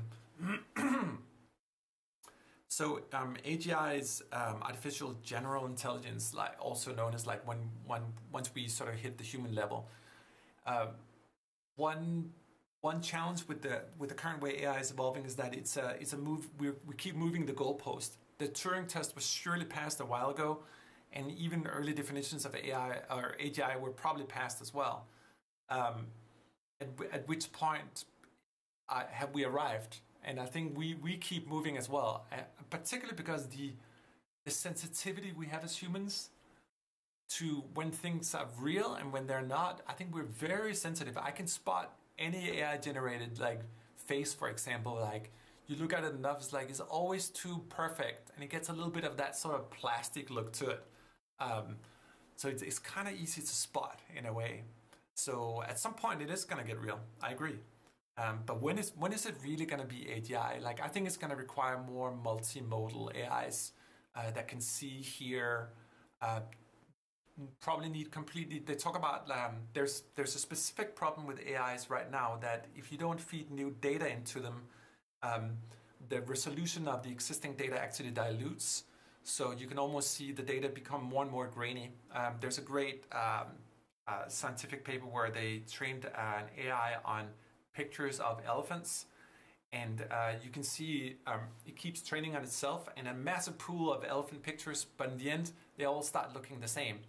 And it's a big problem in the current ways that also the LLMs work, that they actually degrade over time unless they get new data fed into them. So there's something in the fundamental algorithms that need to change as well. But this is early days. I keep thinking about AIs like we are in the 1800s. Film has just been made. There's no sound yet, even though we have that in AIs. But think black and white like on old film. We have no idea what's coming down the lane, and that's the beauty of it as well. And you're right, Jeff. It is the hallucinating aspect, and it's always been. I mean, it's been there for the last 10 years in the algorithms. But it hasn't quite been. We can see with the gentle AIs now that they're starting to speak to themselves and learn that way. We'll see how well that is, but we still have ways to go. So from my point of view, I'm just as someone who lives and breathes technology, I'm just a little bit like I don't know, like some skeptics are saying that it's starting to stall, that we actually the incrementals are not as fast anymore. When will we see the next big leap? And I'm not sure how I feel about this. Like I think in certain ways it's going really fast, and in other ways it's going slow. Anyway, AI stuff we should almost have like a whole separate chat for that. Let me just randomize a little more here.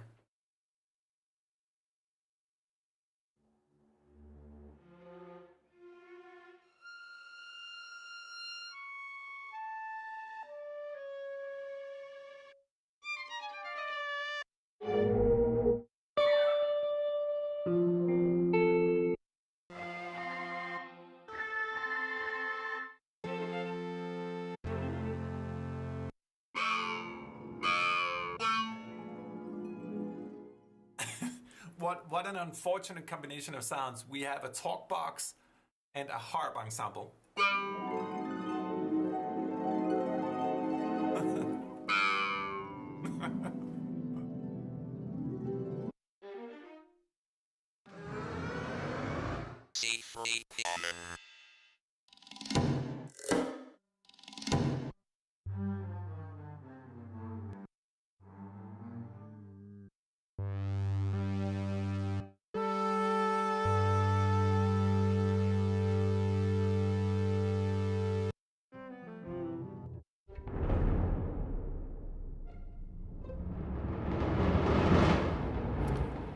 I did mention earlier that we're going to take a brief look. I actually forgot, but we wanted to take a brief look at someone asked about the adastro strings. I'll just load the, let's see here, the violins here. Oh, these are parts, forgive me. Do you guys sometimes find yourself like a little bit like, oh shit, I'm in the parts thing, I need to go to programs. Despite having invented this, I find myself there. The arcs can never go wrong with the arcs. We can just trigger the arpeggiator.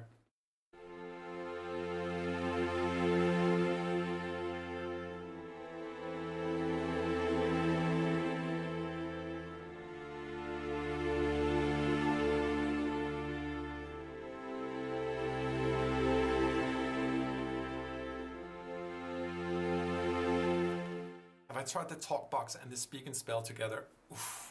I mean, we can if you insist. We'll just take a random patch here, and then we'll go into the spectrum here, and we'll go down and take some from the speak and spell. I predict not great results.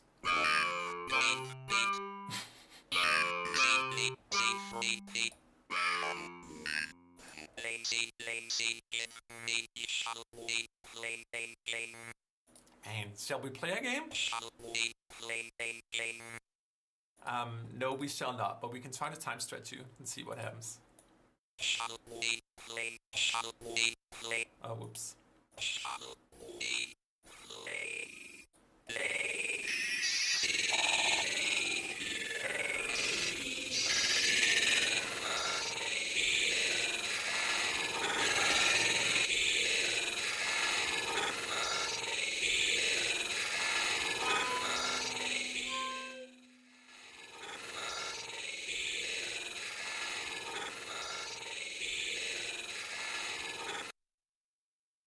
Sure, we can morph them just to make them even worse.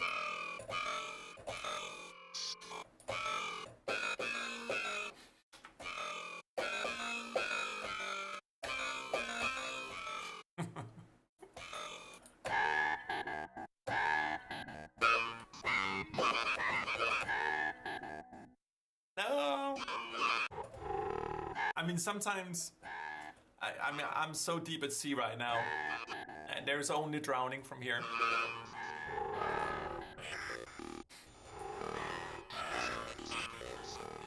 Okay, let's just try to mess it up. I'm gonna try to build a loop around this to see if I can work my way out of it.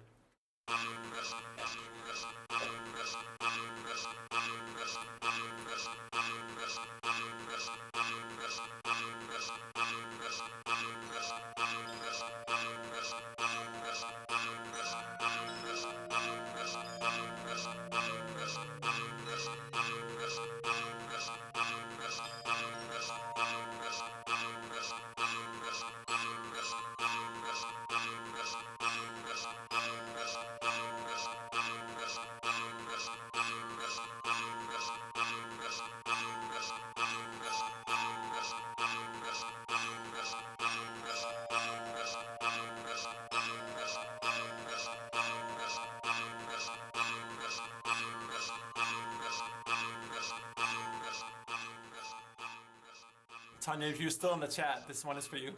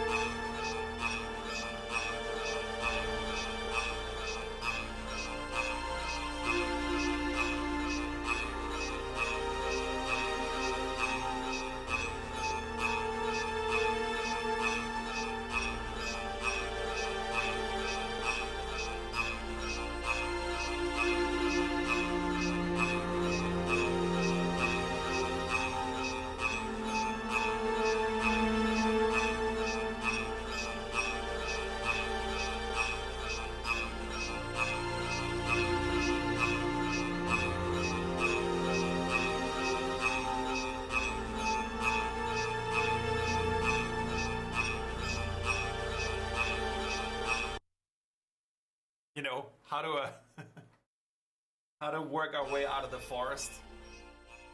It's just all an exercise of the ear, really. So even if you have something harsh sounding like this, I hear tone in it, so tone, okay, fine. Let's throw in some glockenspiels. So now there's some form of harmony to cover over the harsh, like, one-bitness. And then just, something else on top of it. It's really not that hard. It's just to pursue the beauty, like, this one here. It's not necessarily like the most pleasant sound, but it's cool. I mean, my first choice would probably just be like, okay, it's so easy to just put a rhythm on it here, like this.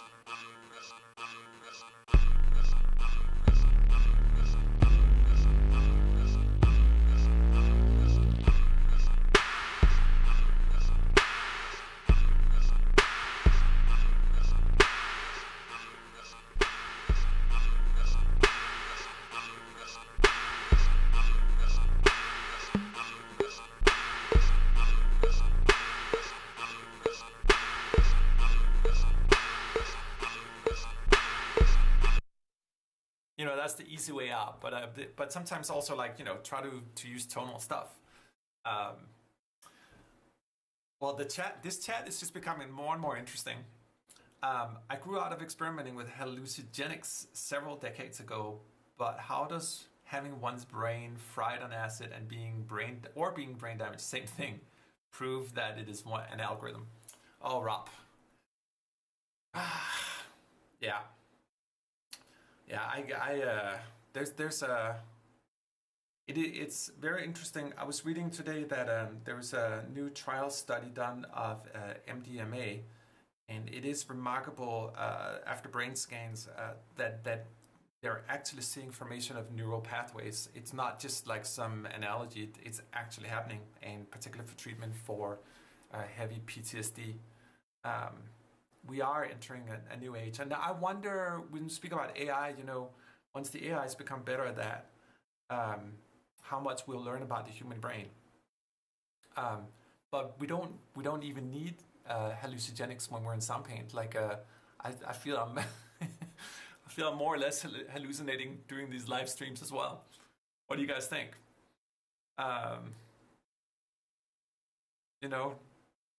That the brain, the human brain, our wetware, is still. I was thinking about it, like, maybe we've become a little bit too celebratory of AI.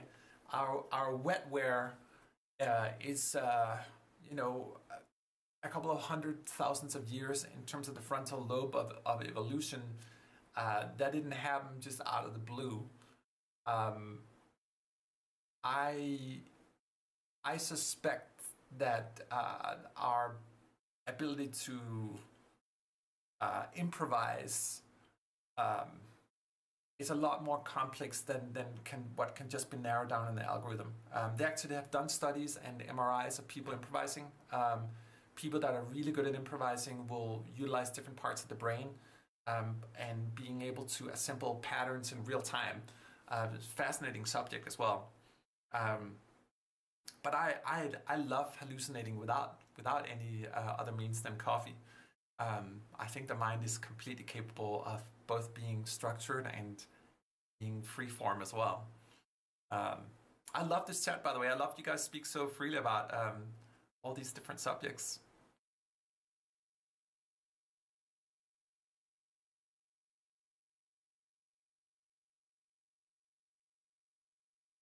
So I'm just trying to read the chat here. I should probably not just read the chat, but ensure that at least there's some background music running here.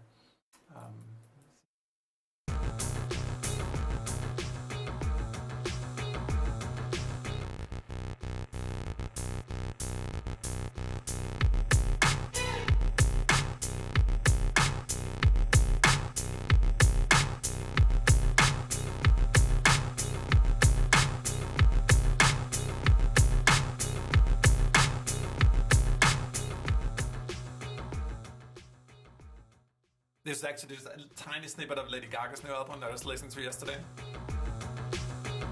And they just throw some stuff on it.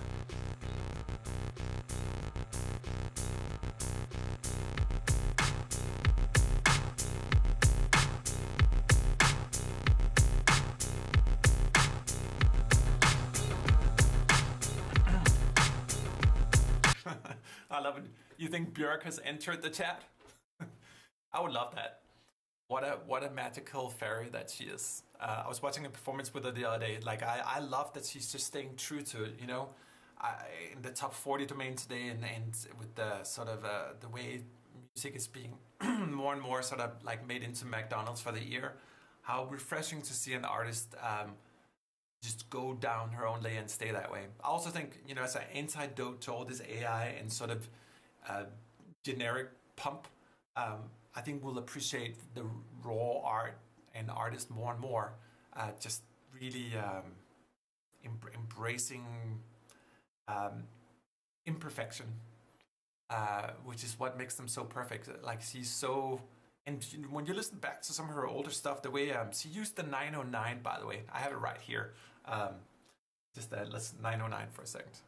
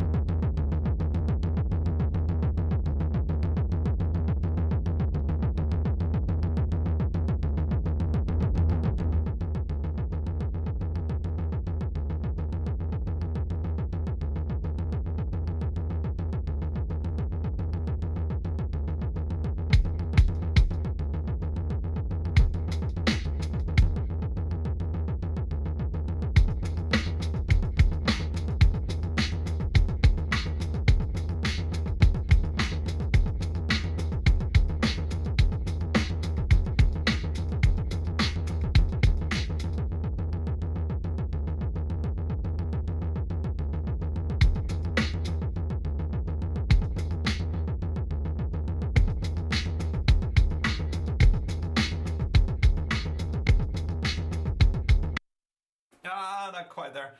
By the way, this is this is from our upcoming Zeus kit, which is acoustic drum kits here. But I was trying to look at the modulations here to make a kit that was constantly alive. So it was an attempt to like make a drum kit here, but where everything is modulating.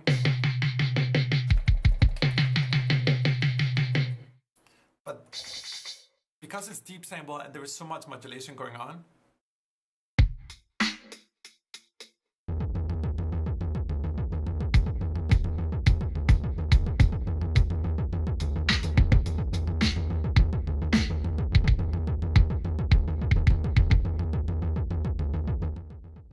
but it doesn't quite fit our 909 vibe, sadly. I mean, but maybe this is enough. Maybe we just need Björk's strange voice here as well. Every great work of art makes anything produced by AI look utterly insane. Yeah. So madly creative. She's so free of express and explore. Yeah, she is. And you know, I encourage you guys to Soundpaint can be anything you want it to be. It can be completely stringent and locked, or it can be completely free form as well. As Marissa just suggested, you know, for a lot of libraries, we can morph things together. Speaking of that, if you click this icon here, you can search for all your morphed patches, this icon here. Let's try to go in a deep dive here. Let's find something here that is morphing. There's a lot. Oh, this one here. I remember this guy. I'm not hearing much though. Strange. Not hearing anything. Did I lose? Did Soundpaint? Oh, that's strange. Let's see here. That worked. Maybe I loaded the wrong patch or something.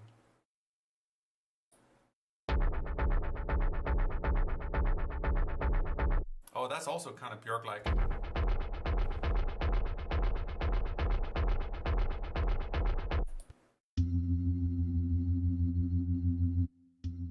Let's find something else that morphs. Oh, this one was kind of funny actually. I remember this. This is morphing the microphone of the piano. So when I move the mod wheel,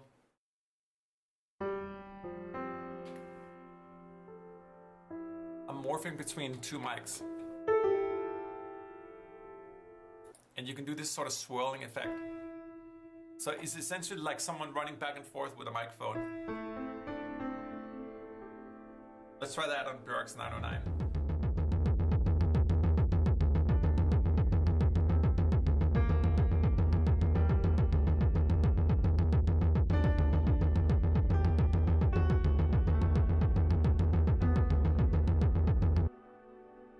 No, ethereal piano and distorted 909 do not go together.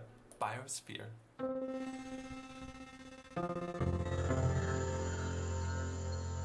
So this is morphing like an Amazon forest with a piano.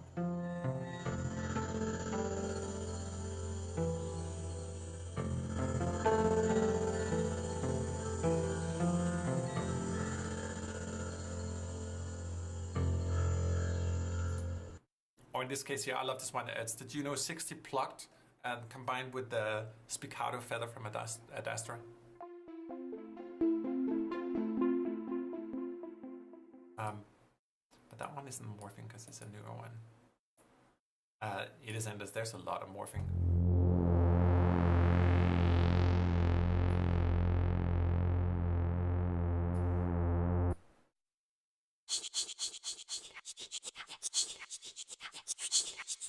Okay, this is kind of Björk. Let's try that on top of the 909.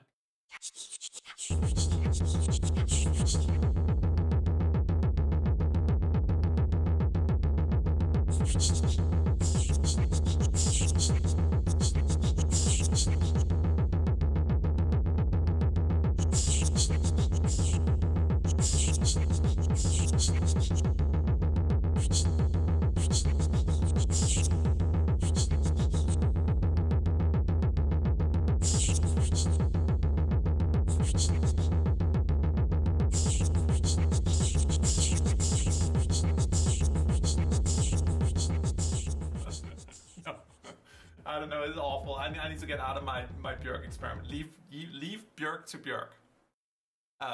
Thought. Björk is a human turned inside out. Yeah, she's... I think for a lot of artists, like they live their emotional life on the outside. Yep, I agree. With that said, we've been running for a while. I so appreciate the conversations and all the wisdom that you guys bring to the chat. It's so fun to do these things because it's so unpredictable. Every week turns out in a different way. Yeah. What else? I have no other words of wisdom, if any, other than just this week for me has been a lot of thinking about like the value of solitude. I'll leave you with that, and how solitude has been with us for dating all the way back to the Egyptians as a way of growing personally as well, and getting the silence outside all the noise and all the media and Soundpaint and chats and all that stuff. Just a little bit of solitude is good for us. So yeah, I appreciate it so much. Hopefully I'll see you guys one of the next couple of weekends. We'll continue down this lane here. Love all the suggestions here. I'll keep working on the volume issues as well. Oh, there's a Sabbath song called Solitude. I'll listen to that as well. I did not know that. Yeah, yeah, thank you, everybody. Thank you so much for this sweet, sweet live chat. Appreciate it so much. See you soon.